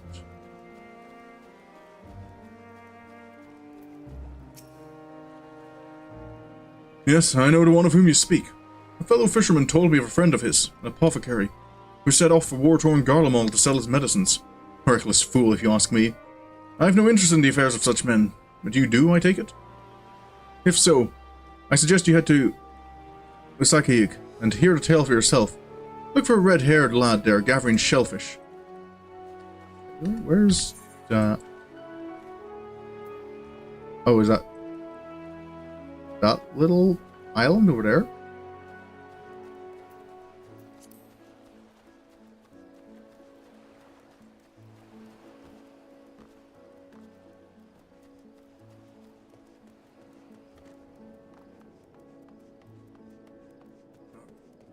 Got a fishmonger and there's Delion.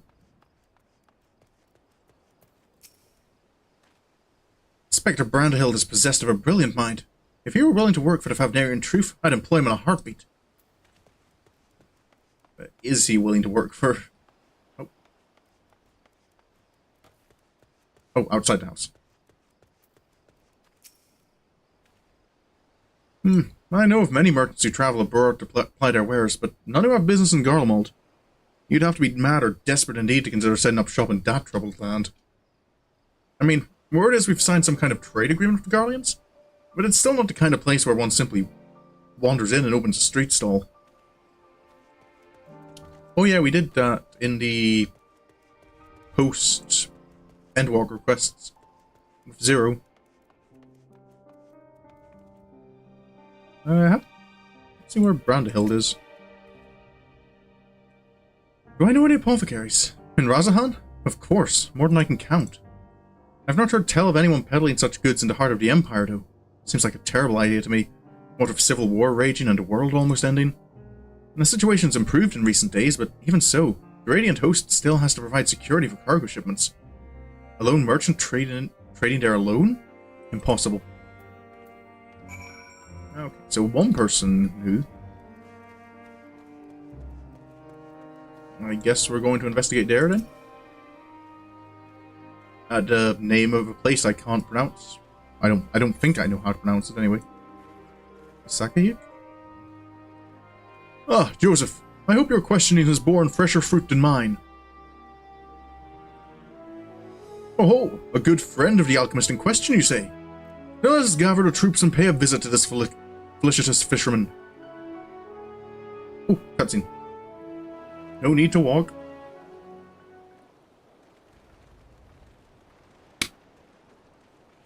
Hello, buddy.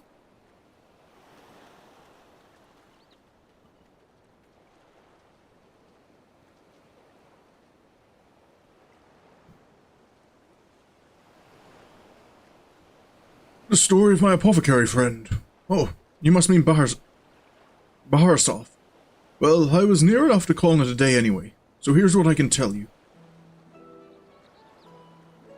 Baharasov comes from a very poor family and, growing up, never had much in the way of money or possessions. I suppose those experiences are what led to his lifelong obsession with gaining wealth. After trying his hand at a succession of trades, he decided alchemy would earn him the most gil. But his stock never sold as well as he hoped. So when he heard about the internal strife in Garlemald, he saw it as a golden opportunity. Surely the middle of a war was the best place to sell medicines. More like the best place for near-death experiences. He soon gave up on his Garlemald venture, but while one would have expected him to return lamenting his ill fortune, Baharasov was practically euphoric when I saw him again. A God's given blessing he'd found in the snowfields had given him much cause to celebrate. He said he'd learned how to create gold. I must admit I laughed at first, but then he showed me a gleaming mountain of the stuff. Enough to proclaim himself a merchant prince, he even changed his name to Vanhudi, a word which brings to mind the bounty of the divine. Oh, I was wondering about the name being different. A name I've heard. He's the rising star in the markets, is he not? The one snapping up commercial ventures left and right? Yes, Vanhudi has certainly made his ambitions known here in Thavnir, especially when he attempted to purchase the entire port of Yedlmod. The dockmasters declined to sell, of course, but when it comes to buying historic landmarks, a bottomless purse can open surprising doors. Last I heard, he'd converted the Gilded Araya into a private abode, and has been filling it with every rare treasure his gold can secure. He pays out particularly large sums for artworks depicting the goddess Azura. I remember him being a fervent worshipper of hers, even as a child. Azura.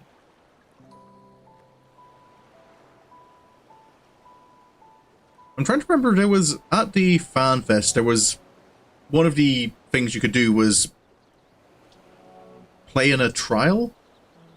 And I think, was that again? Is this where this trial actually comes up in the game?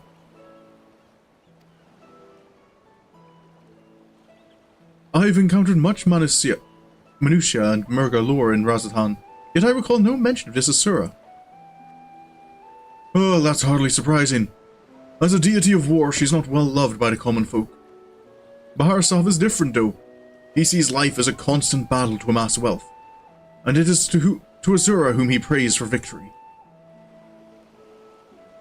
And damn me if she didn't listen. The once poor boy became merchant royalty. A man far too rich and important now to afford more than a fleeting moment for simple fishermen, even those who were once dear friends. If you'll excuse me, I really must leave it at that. These clams won't sell themselves, you know. Alrighty, the Gilded Araya. Where's... that sounds like a familiar name. Where is it? How about that? Our sought-after apothecary and the upstart merchant prince were one and the same. Might we assume the blessing he stumbled upon in Garlemald was a certain alien craft and its occupant? Oh, hello. Sorry to intrude, but aren't you the hero who helped us when folk were turning into beasts? Oh, some nasty-looking creature just showed up outside town. One of our guards went to confront it, but I don't like her odds against that thing. This sounds like a case for Inspector Hildibrand. Come, friends, let us investigate forthwith. Oh, now what?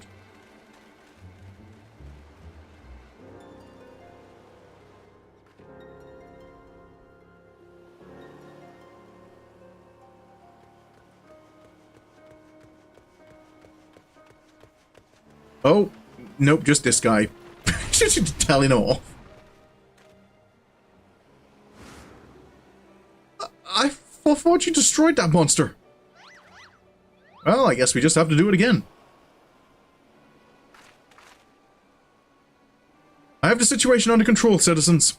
This individual bears a strong resemblance to a known fugitive, so I thought it prudent to investigate. Regrettably, he has proven less than forthcoming with answers. How many times must we teach you the same lesson, shiny skull man? Lesson? What are you on about?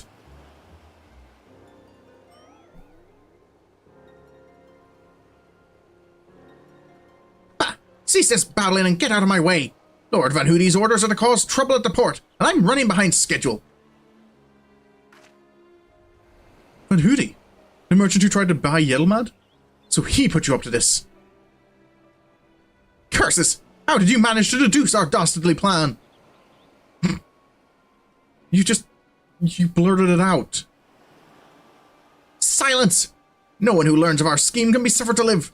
Prepare to be squashed, meddlesome worms. Ooh. Oh, never mind.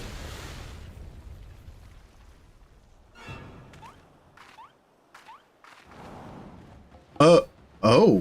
Oh, has he been cloned as well? 3 more sinister skullmen. Is the Doctor a quadruplet? Oh. Hey, Yulian does show up again.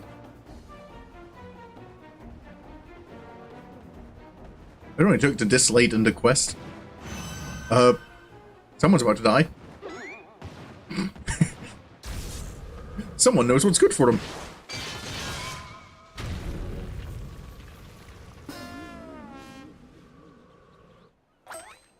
Mother?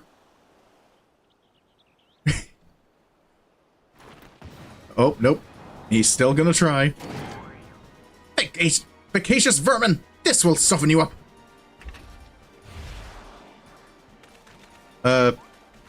Is this about to be another sport thing?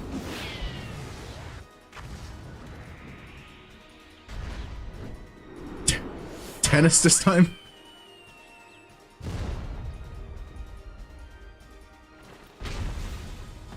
Ah! A lucky hit!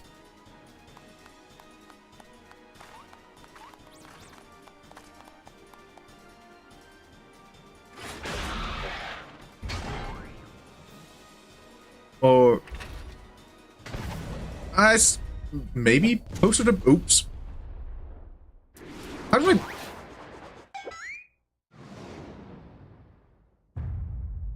There's this baseball instead.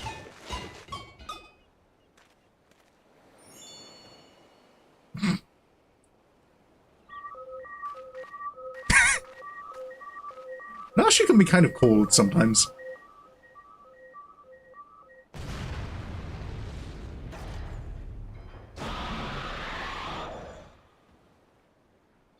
One last pitch. Okay, it is baseball then. I was just confused by the shape. The shape of the frying pan reminds me of a tennis racket, and just casually turned away. Yeah, not even a panicked run, just a slow walk.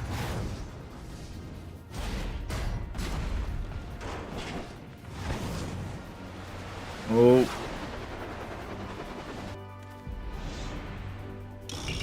Unlimited heavy hitter special.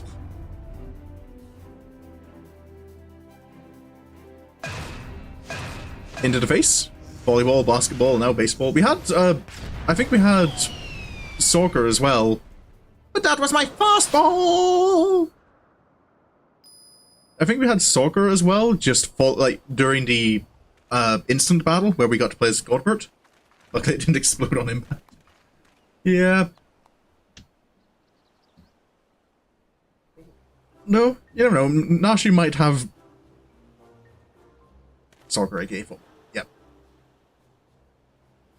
Well, you play it with your feet. That's why you call it football. I've come to expect father's sudden appearances, but what brings you here, mother? Proposition from that merchant Van Hoody, as a matter of fact. I'm accompanying your dad as a manager from Manderville and Manderville. We were just on our way back to the bloke's mansion. I've already refused Marshal Van Hoody once before when he tried to buy out our commercial empire. Just to get that reaction. It bothers me. Like, why do you call it football when you play it with your hands?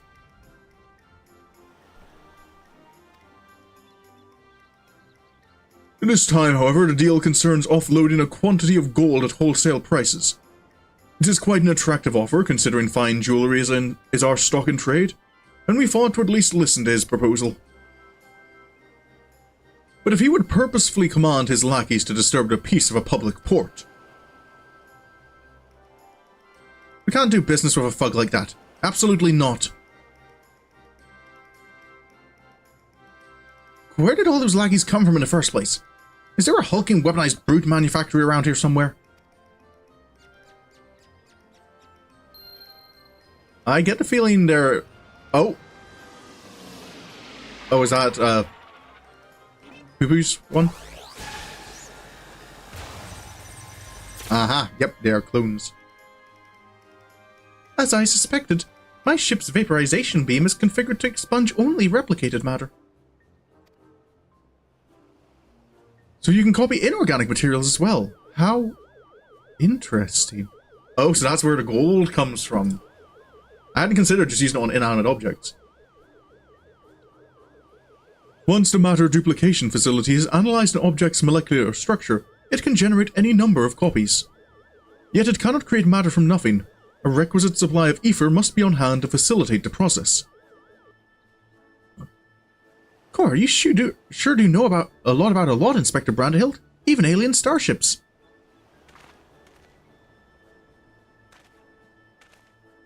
It is no great achievement. As I've mentioned, the gaps in my knowledge were patched with data from the starship's own archives, which included the vessel's full schematics and functions. Assuming I understand this correctly, is it possible Van Hoody is using the repaired alien craft to replicate piles and piles of gold? We share the same suspicion, Master Delion. To my knowledge, no other method exists that can reliably produce precious metals. Of course! 'Tis the obvious conclusion. That being the case, one might further assume that Van Hoody is either threatening or deceiving Master Pupu's comrade in order to gain access to the vessel's superior technology. Our course of action is clear. We march right up to this gold spawner's front door and demand the release of his extraterrestrial hostage. Okay, so is he cloning himself as well in order to summon Asura?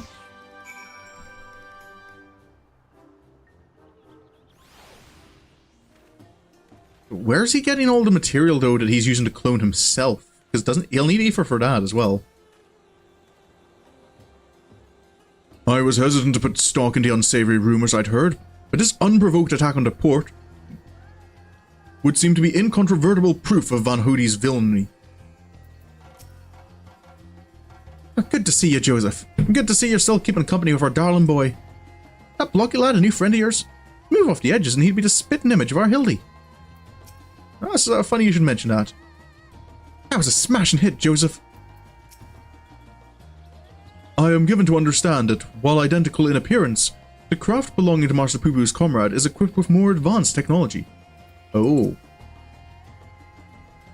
All this talk of threats and deceits has me worried. Inspector's mother is as monstrously strong as the Manderville men. Except, that doesn't make any sense. Would someone explain that to me?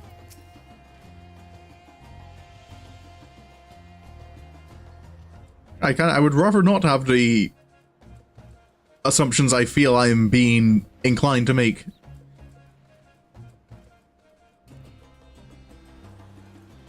We must confront this malicious merchant at once. If your heart's set on confrontation, then you may as well come with us. Van Hoody's invitation included a private airship flight to his new estate. Aye, we still need to formally reject his deal anyways, and his pilot will be waiting.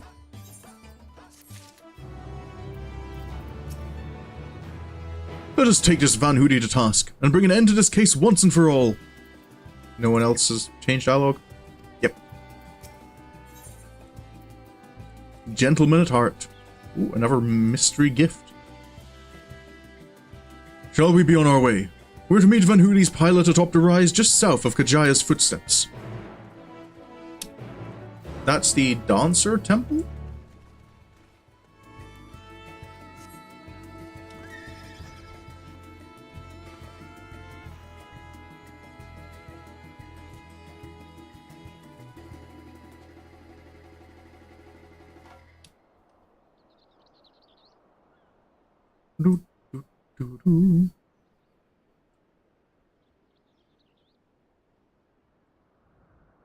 Alrighty.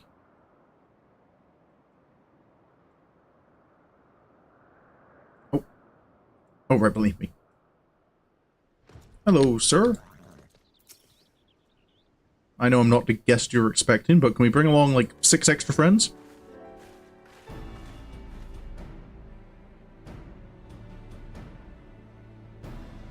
Excuse me? Lord Godbert, Lady Delion. And entourage? Pray excuse our presumptuousness. My son and his companions insisted they come along, desperate as they were to meet with the illustrious Master Van Hoody. Oh, am I recognized? I see. One moment, if you please.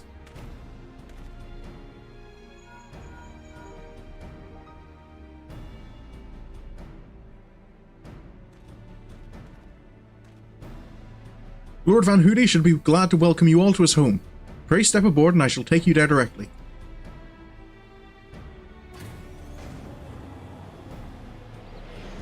Ooh. Or are we going to be diverted somewhere else? Somewhere dangerous?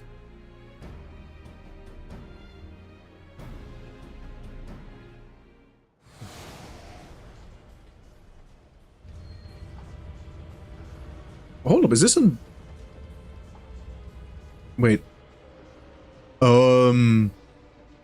Those pods look familiar. Also, is this a new, like a brand new location?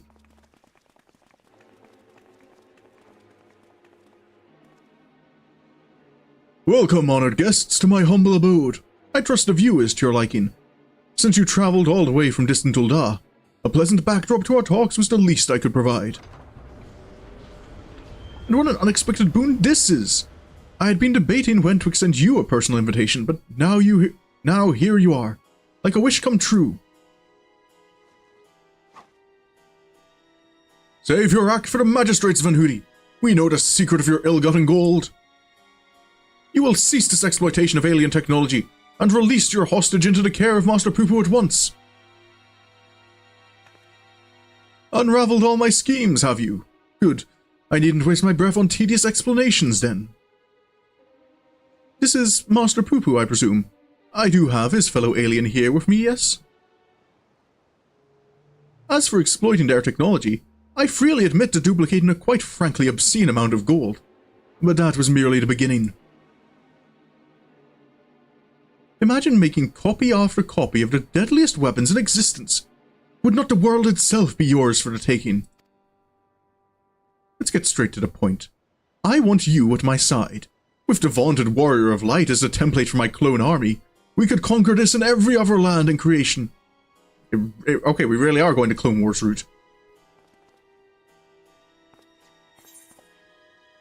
That's not a bad idea, actually. I refuse.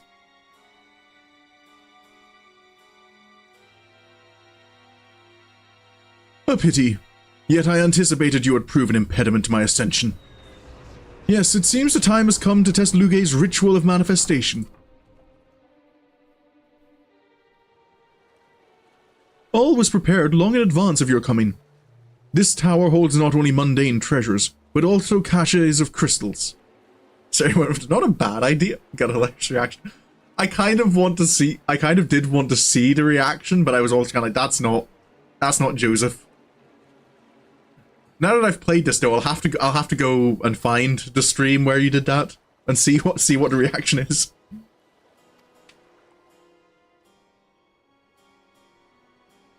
As for the requisite congregation of worshippers, well, I had but to clone myself. After all, who is more devoted to my cause and my goddess than me? Okay, so yeah, that is the plan.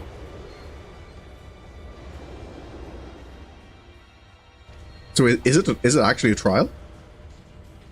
Boop. Divine Asura, take up thy blades and wage war upon mine earthly rival.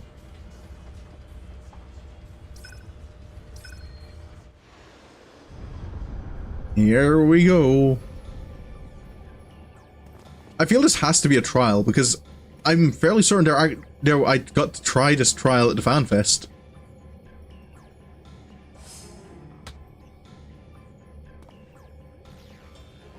No, this is mine, Hildy.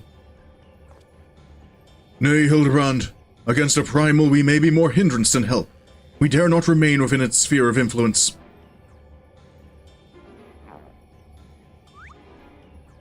Just smile. Best of luck, my friend. I must make a gentlemanly withdrawal.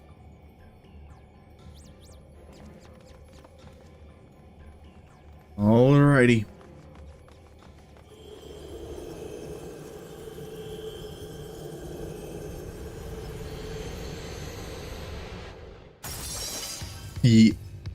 Yep. I've seen this fight. It was over a year ago, though, so I don't know how well I can remember it.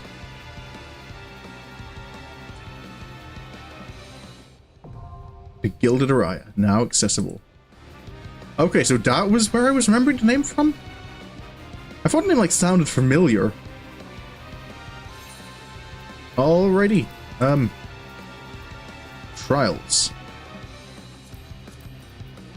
Join. Okay, I wasn't really expecting to have to...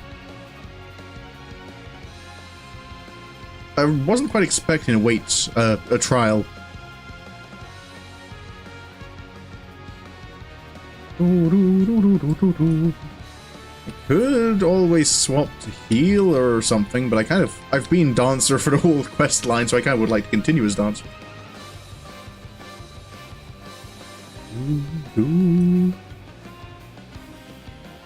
Is there anything I could do in the meantime?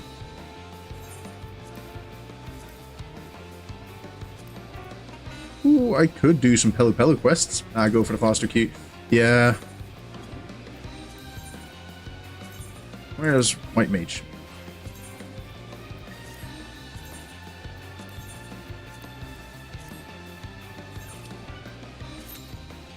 Okay, that's down from, what was it, 23 to 9 minutes?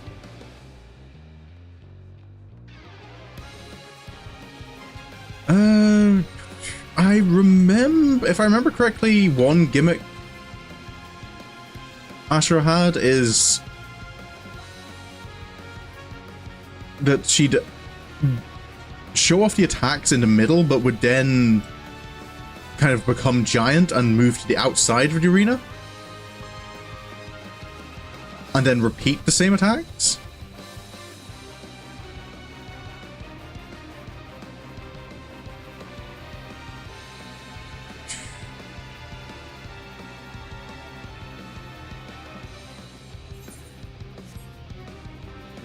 It was...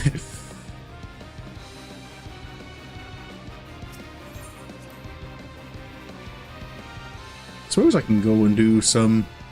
Oh, hello. Were you also forced to make a gentlemanly withdrawal? Should you need a means to return to Brandihild's treasure tower, my starship and I are at your disposal. I'm good. What is?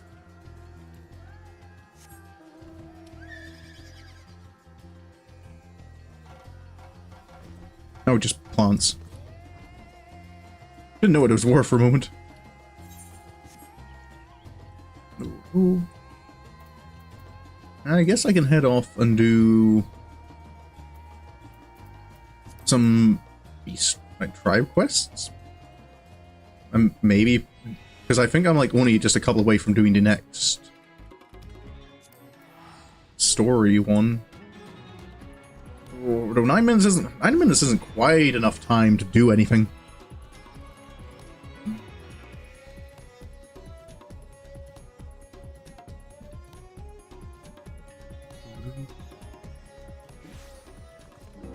It's kind of refreshing though to have a primal show up. It's been quite a while since primals have been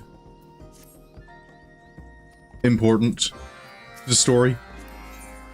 Well, I mean, I suppose I say quite a while, but I suppose, yeah, Zodiark and Hydaelyn were both primals.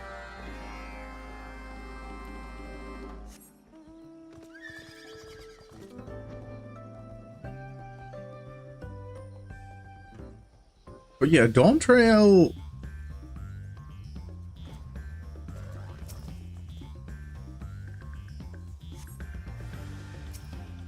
Dawntrail didn't have, like, any primal... Did it? No. There was the giant bird thing that was the first trial. The second trial was Zeralja, and he wasn't, like, primal infusing himself, he just, like, absorbed a bunch of souls.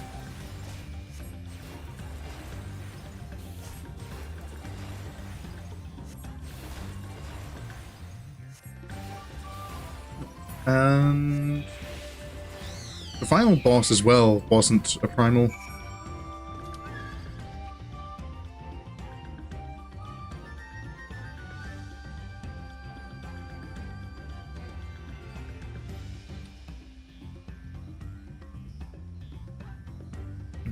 I suppose that kind of part of it makes sense that even after Shadowbringers, that primal summoning is likely to kind of decrease.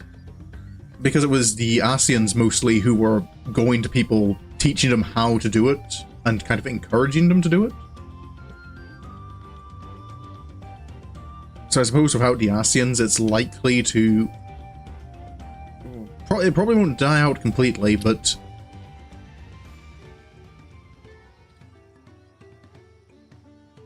there's going to be less people bothered about trying.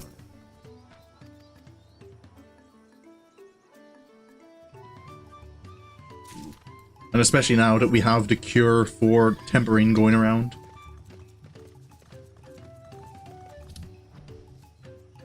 Yeah, the Sans found a cure for Temporine, yeah.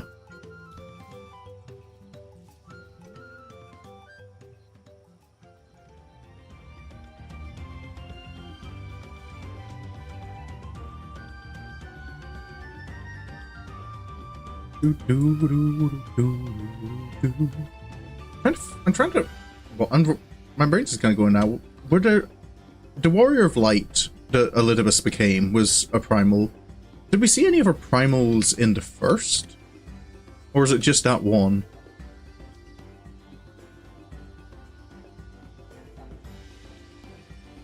You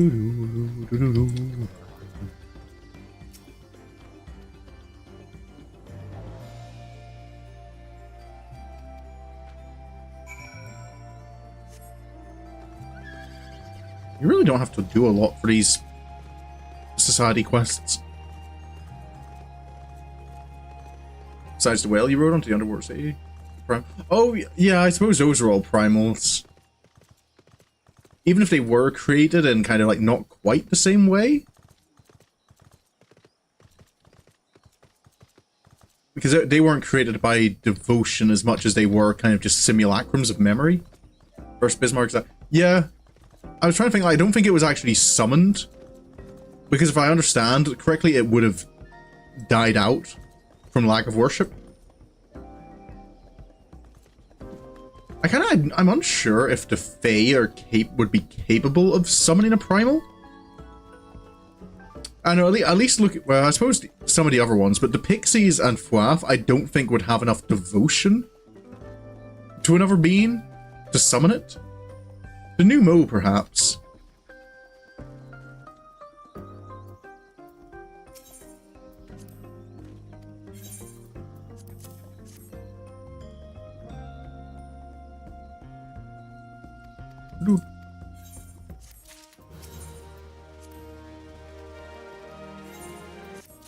Okay, that's the next. I might do that after stream.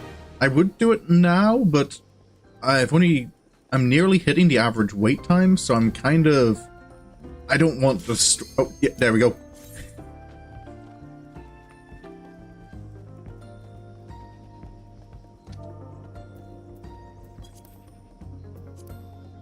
Okay, gotta set the party. Have to say hello at least. No, I don't want to interact with the Ifrit. Alrighty.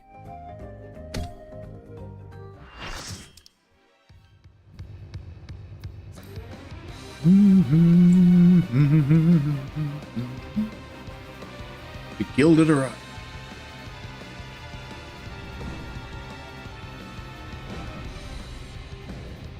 False Minutia, Asura. I think I still have my language options set to Japanese because I wasn't expecting voice act. I feel the trials do have voice acting in them.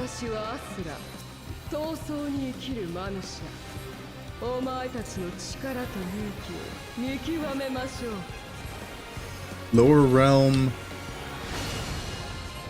Okay.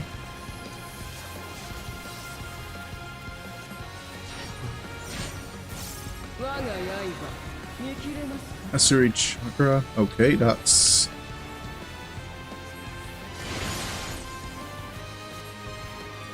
I can see...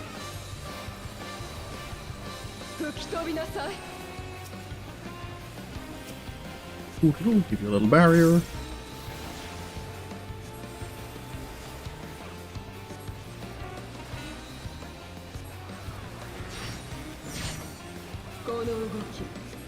Ephemerality. What is... You've not time to blink. What is this?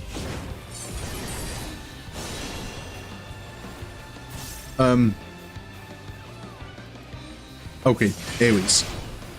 That's a lot of people taking damage. Medica.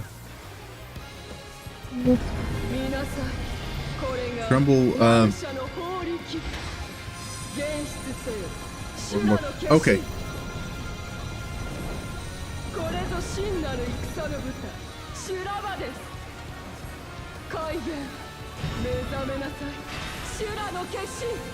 Spirit of Battles.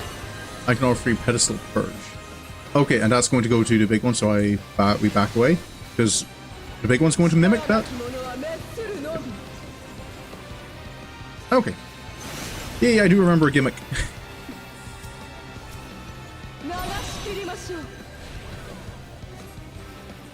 Wheel of being... Oh yeah, I want to be close to...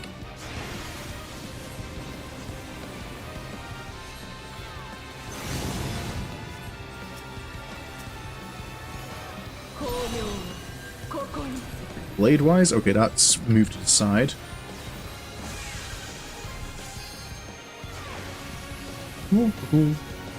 Oh, that's a little wider than I thought.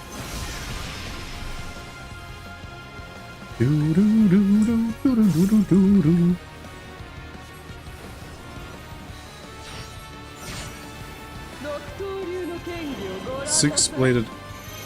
Oh.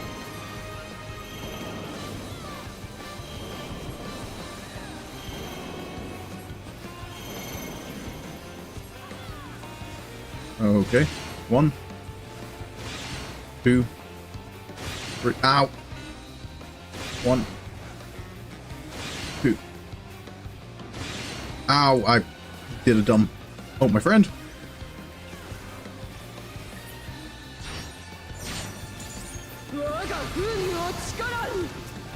Now what?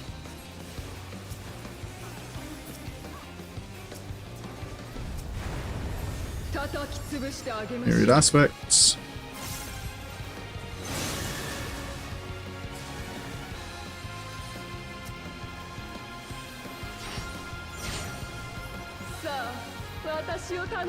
On, raise. Oh. E. Have health. Okay, that could have went worse. Could have gone better, certainly, but... I was about to say no one died, but I think that half the party died. Okay. Blade wise. Okay, so that's off to the side, hide off to the side again.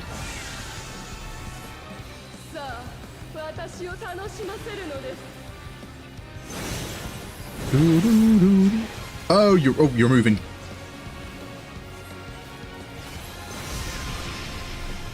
Okay, gotta keep in mind that that's something you do. Oh.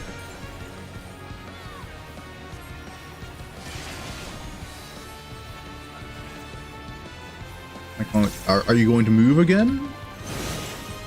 Yes, you are. Yeet! Get away. Everyone okay? Everyone's okay. Nice.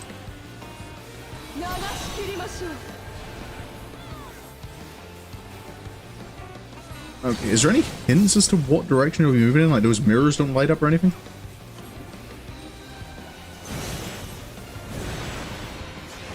Beep. Okay. I feel the timing's a little more lenient though on the ones where she's moving.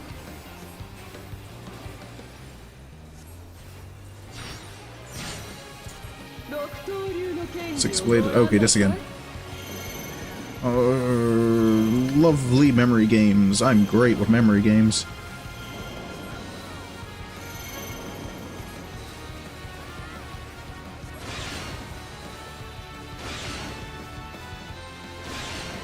Ow. Ow, what?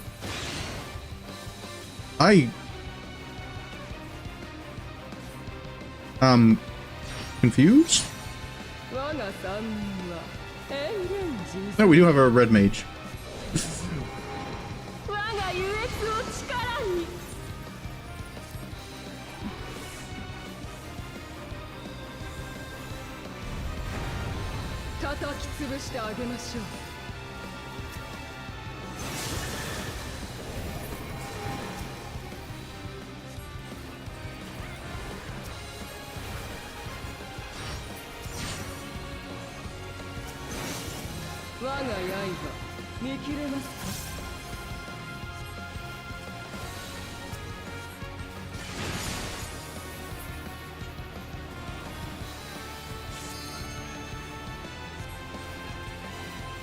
Lower realm, that was just one that hits everyone, right?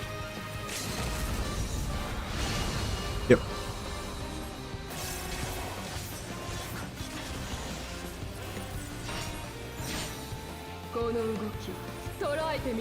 Ephemerality.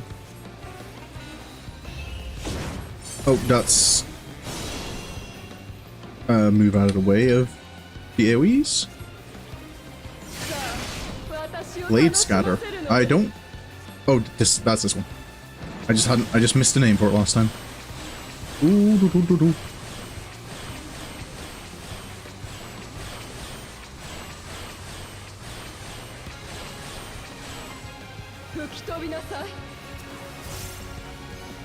Oh, why did I dash? I didn't mean to use my dash.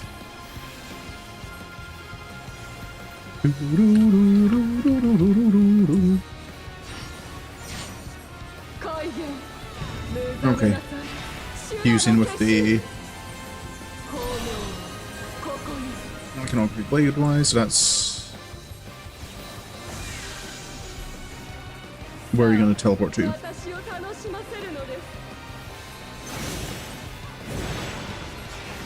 There. Yeet. Oh, not good. Of health.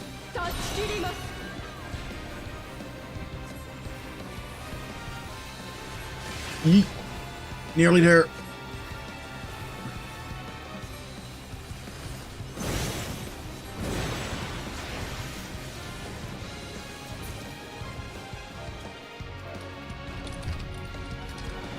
Ooh.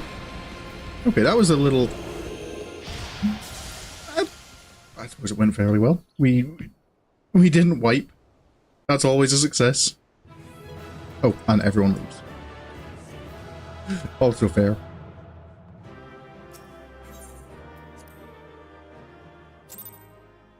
No commendation for me to give.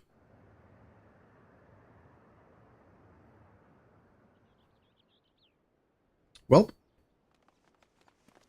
Good show, Joseph. It would seem you thoroughly trounced that pesky primal. Just business as usual. And even as we speak, Mother and Father should be informing the Radiant Host of that despicable Van Hoodie's wrongdoings. Oh, is he fleeing? Yep. The Divine Asura defeated? Turn the wheel! We flee for now. Oh.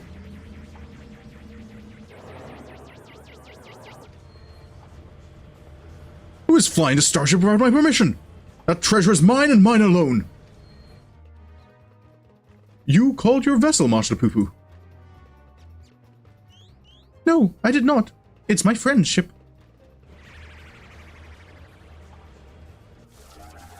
Oh.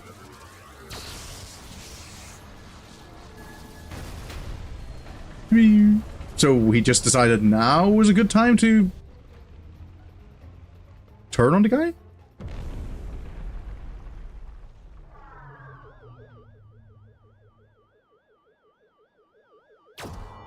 Could you not have done that, like, any earlier?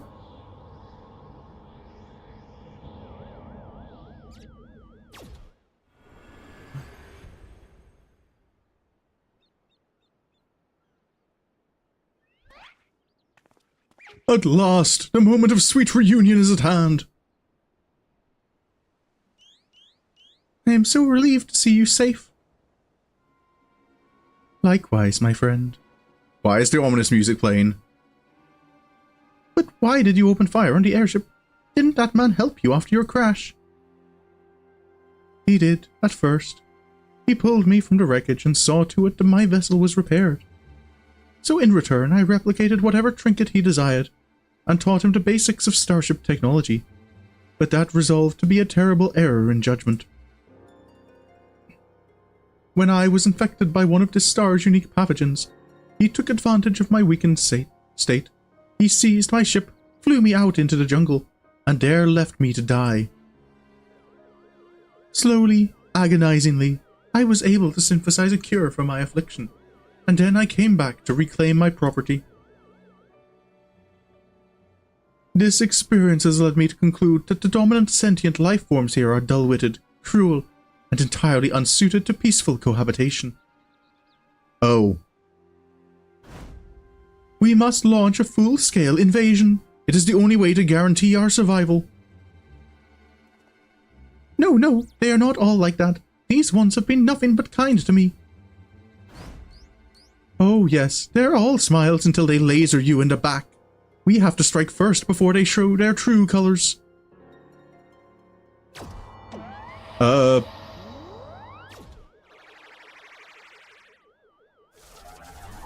This ain't good. Lasers!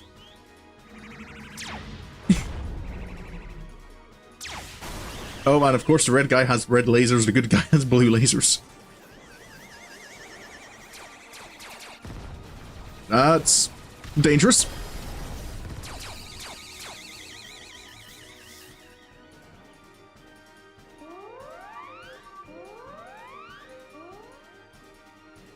The ship's reactor core has been breached. If it explodes, everyone in the vicinity will be atomized. And we're all in the vicinity. No, not Brandihild.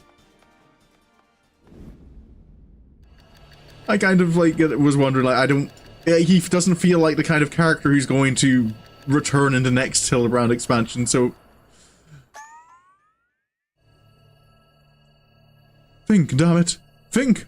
If I'm to stop the explosion, I need to traverse a considerable distance to the starship. But I can conceive of no logical solution. Oh. Conceive of an illogical solution.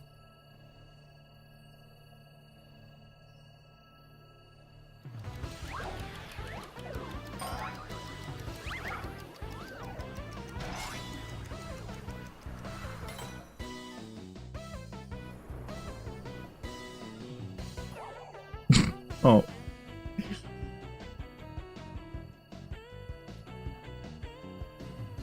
Inspector Brandihild, you must employ my father's mighty moves to propel me to the vessel. I too have calculated that Lord Godbert's signature techniques are our only means of achieving sufficient propulsion. Yet there is a flaw in your proposal. I lack the strength to properly perform the throw, and I've no time to teach you the starship's controls. Inspector Hildibrand, it is you who must fling me. He's going to sacrifice himself. He was a good guy all along. I feel sorry for doubting you, Brandihild. Brandihild? Where? No. Brandihild. Skyward, as only a Manderville can!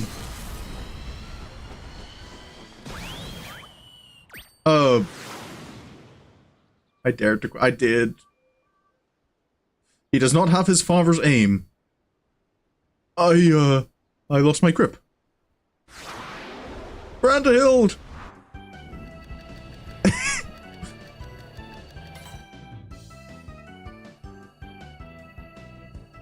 Given my trajectory and velocity, the correct shift in posture should generate enough lift and processional motion to... Yes, I can still make it!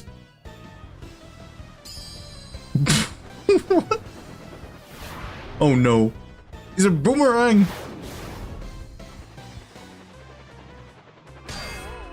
Hildibrand.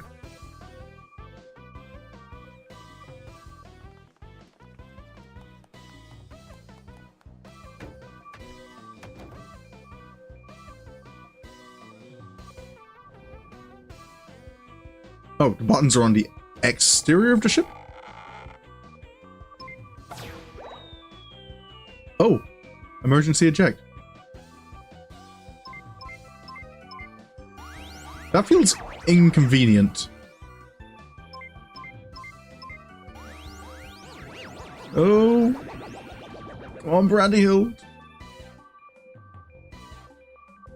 It is too late. The reactor is going critical. There's only one way to save the day. Oh. Our low poly friend.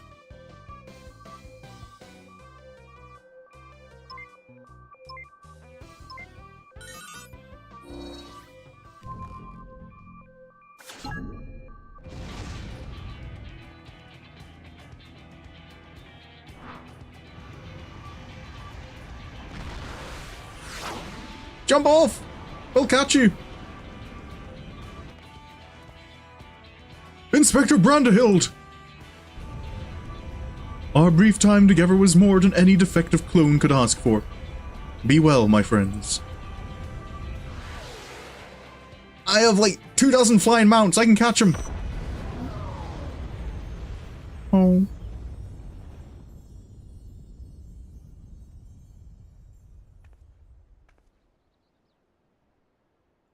Is this case closed for Inspector Brandihild? Does he have none of the Manderville invulnerability?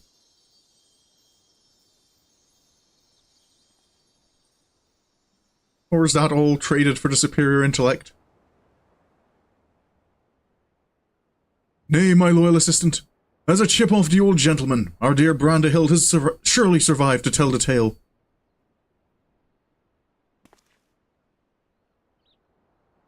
We shall see him again. Mark my words. I hope so. I was beginning to like our low poly friend.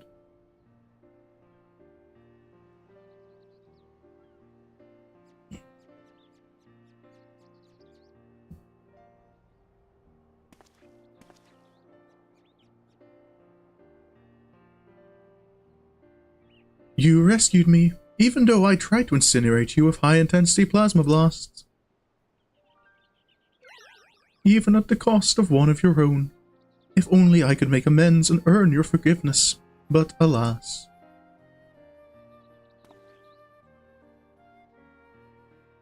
There is naught to forgive. With his blocky constitution, Inspector Brandihild will be just fine, I assure you. As a friend of Master Pupu, you are a friend of ours. And what are a few minor plasma burns among friends, eh? Maybe for you, Inspector. Our home planet. It was lost to a phenomenon you call the final days. We survived only because we were away exploring the cosmos at the time. Another planet gone. Our explorations, which had heretofore served no purpose but curiosity, shifted to a search for safe haven. We visited countless stars, but all had succumbed to the same insidious ruin as our own. Growing desperate, we decided to settle on any suitable refuge we could find, whether it was populated or not. If the native beings were hospitable, we would live peacefully alongside them. If not, then we were prepared to claim a new home by force. So it was that I arrived at your miraculous planet. Lulled by the apparent absence of metaphysical chaos, I blundered into a mundane war zone, where I was promptly shot out of the sky. The rest you already know. Having fallen behind during our search, I hurried here when my communications received no answer. That was when I met you, Inspector Hildibrand. Those touched by the despair of the final days are reduced to beasts. Given our savage willingness to invade your star, it would seem that, in a sense, we fell prey to that despair after all. Oh. Fortunately, my encounter with you generous people brought me to my senses, an outcome for which I am profoundly grateful.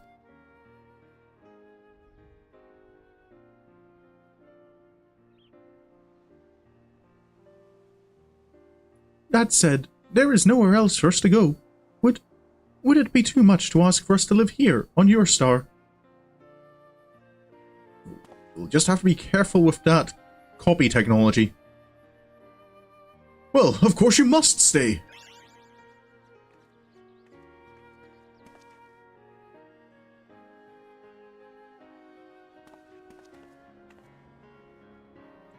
And I suspect you'll be wishing to repair your damaged vessel.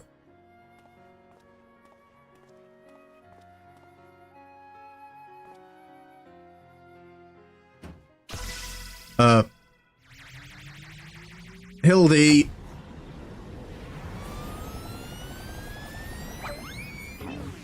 Well.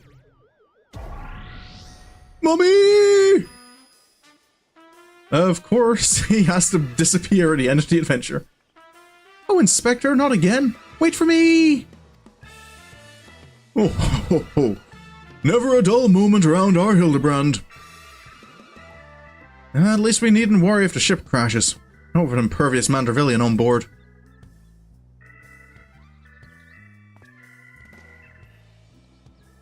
Oh, funny you should mention that.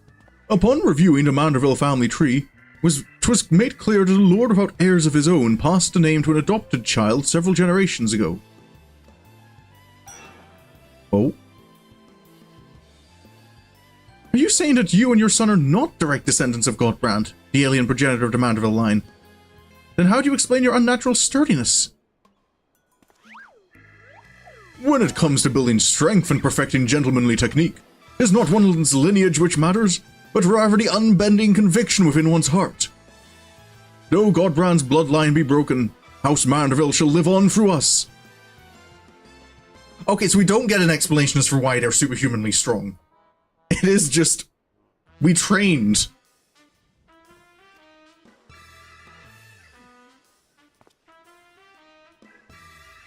If the begoggled boy can't swallow that explanation, I've also heard talk of some unseen power driven by feelings and emotions. Could be that you and Hildy have tapped into that cosmic essence. Oh, if that's the case, then you must be positively swimming in it, my dear.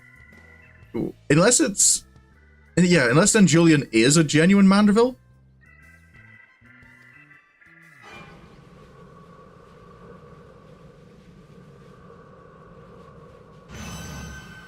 Why does that make you angry?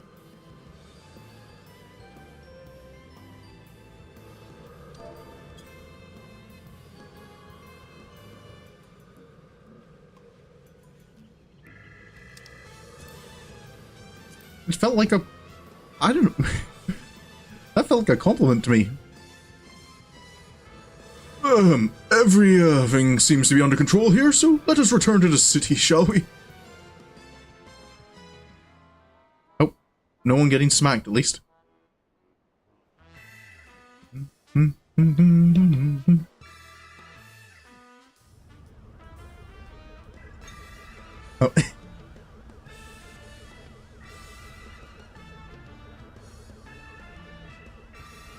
Once more do I find myself hurtling at superlative speed towards an unknown destination. Another day, another thrilling case for Hildibrand, agent of inquiry, inspector extraordinaire.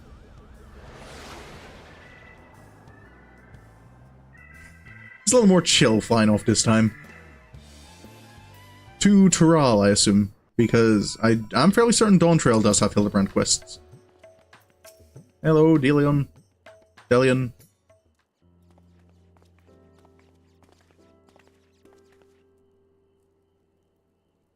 Thanks to an enlightening conversation with Master Pupu on the way back, I believe I have the answers required to proceed with our weaponsmithing project. You needn't neglect your other commitments, of course, but I would welcome your continued cooperation. And with that, I bid you good day. Thank you all for looking out for our beloved son. I'm sure him and the bloggy lad will be back for more cases before you know it. So I think I'll be waiting until all the Hildibrand quests are out before I begin that quest line. You've gone above and beyond for us, Joseph, so I'd like you to have the one replicated starship we made. It doesn't have the duplication facility or other such technology on board, but it will carry you through the skies. Use this key to call it whenever you wish. Ooh, I get my own UFO. As for the two of us, we've decided to get to know our new home better by embarking on a journey of exploration. And so this is where we must say our farewells. Thank you for everything. We are fortunate indeed to have met you. Oh, will these two become like Alpha and Omega and just show up at random places? It seems Pupu wasn't planning an invasion at all. He even tried to stop his friend from launching an attack. I'm calling an end to this investigation, Joseph. Your unfailing support during this entire ordeal has been most appreciated. Thanks to you, I was able to observe the inner workings of Charlian, and even travel to the surface of the moon in search of the truth. And when my own conspiracies threatened to blind me, you were there to open my eyes to the true shape of things. But this world yet harbors its share of the strange and the inexplicable, not the least of which is the source of Hildibrand's impossible physiology. If not an alien, then... perhaps he's a product of a hyper-advanced civilization from the distant past, the descendant of some gruesome biological experiment. Someone needs to plumb the depths of these unexplained phenomena, and I am the very man for the job. I feel I'm a gentleman to walk with me. Oh. Which strikes that? No. But yeah, I get the feeling then that Julian must be genuine Manderville. It was hard to tell because the male in that flashback was much younger, so it was hard to kind of compare him to Godbert. But the woman was definitely very similar to Julian. And...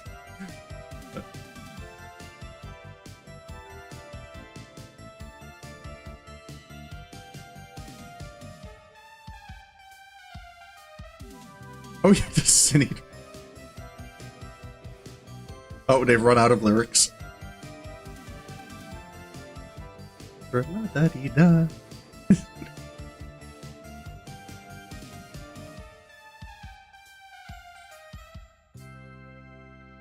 Oh, I am in the running. Hildibrand will return? No, he will. I think he already has. I just haven't started those quests.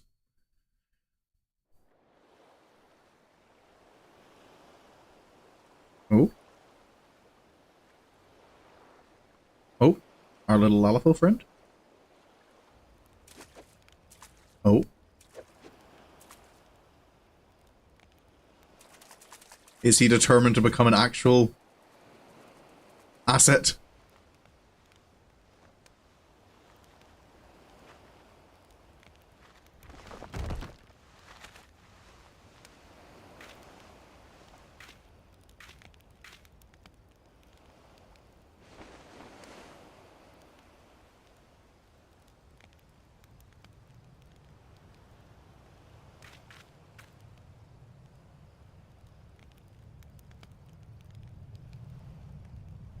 Okay.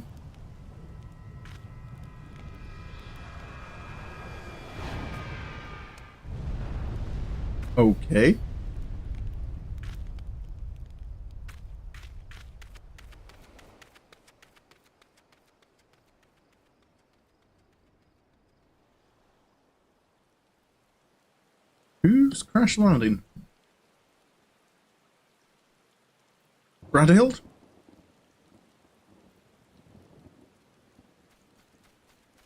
Is little Lalafell going to get his own inspector to follow around?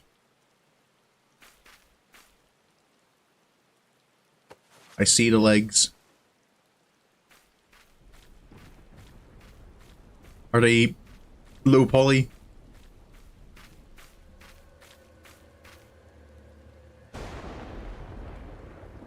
I think they are. Yes!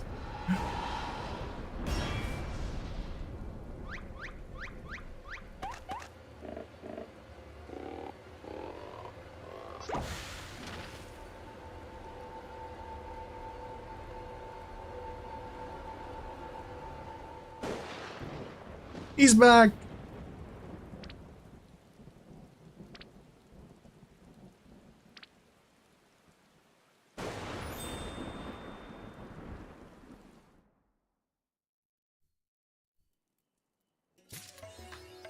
Hey! Identified flying gentleman.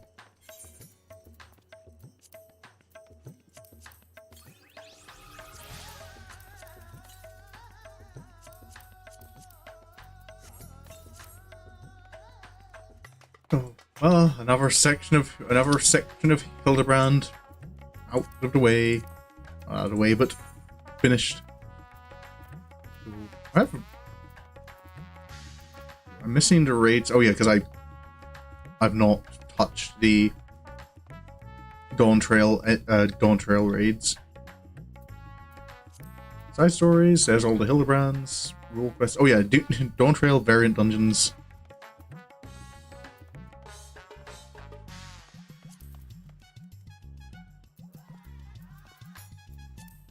All the tank. All the DPS. Crafters I need to do. I haven't touched Dawn Trail crafters and gatherers. Like, I'm still sitting, most of them are at 90. But, yeah, that's going to be the end of the stream here. And that's another week down. It was good to get back to Hildibrand and finally get through it. It was a good one. Oh, Endwalker. Would I say it's my favorite now? I don't. It's hard to say. Like, I don't know if I really have too much of a preference in which Hildibrand series is the best. I don't know why. Like Stormbloods didn't for whatever reason just didn't catch me the same way. I definitely still enjoyed it. I think when I went through it like not too long ago, I kind of like did develop a liking again for the A Realm Reborn Hildibrand. But I feel that's because I like Hildibrand's interactions with Briardian, and in Heavensward I like his interactions with Seer.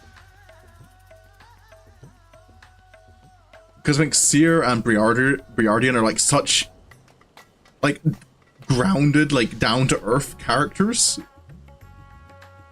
I feel the samurai in Stormblood, he's a little more like willing to accept the weirdness, and he's a little bit more on board with it. Same with Delion. Like, Delion was confused, but it's kind of like, it's also, he already believes a lot of weird things. He's a conspiracy theorist. I'm interested to kind of see, like, when I do get around to Dawn Trail's Hildibrand, what side characters involved there. Can't have this part. Yeah, fair enough. If work's busy, you have to focus on that. But yeah, so I'll be back next week with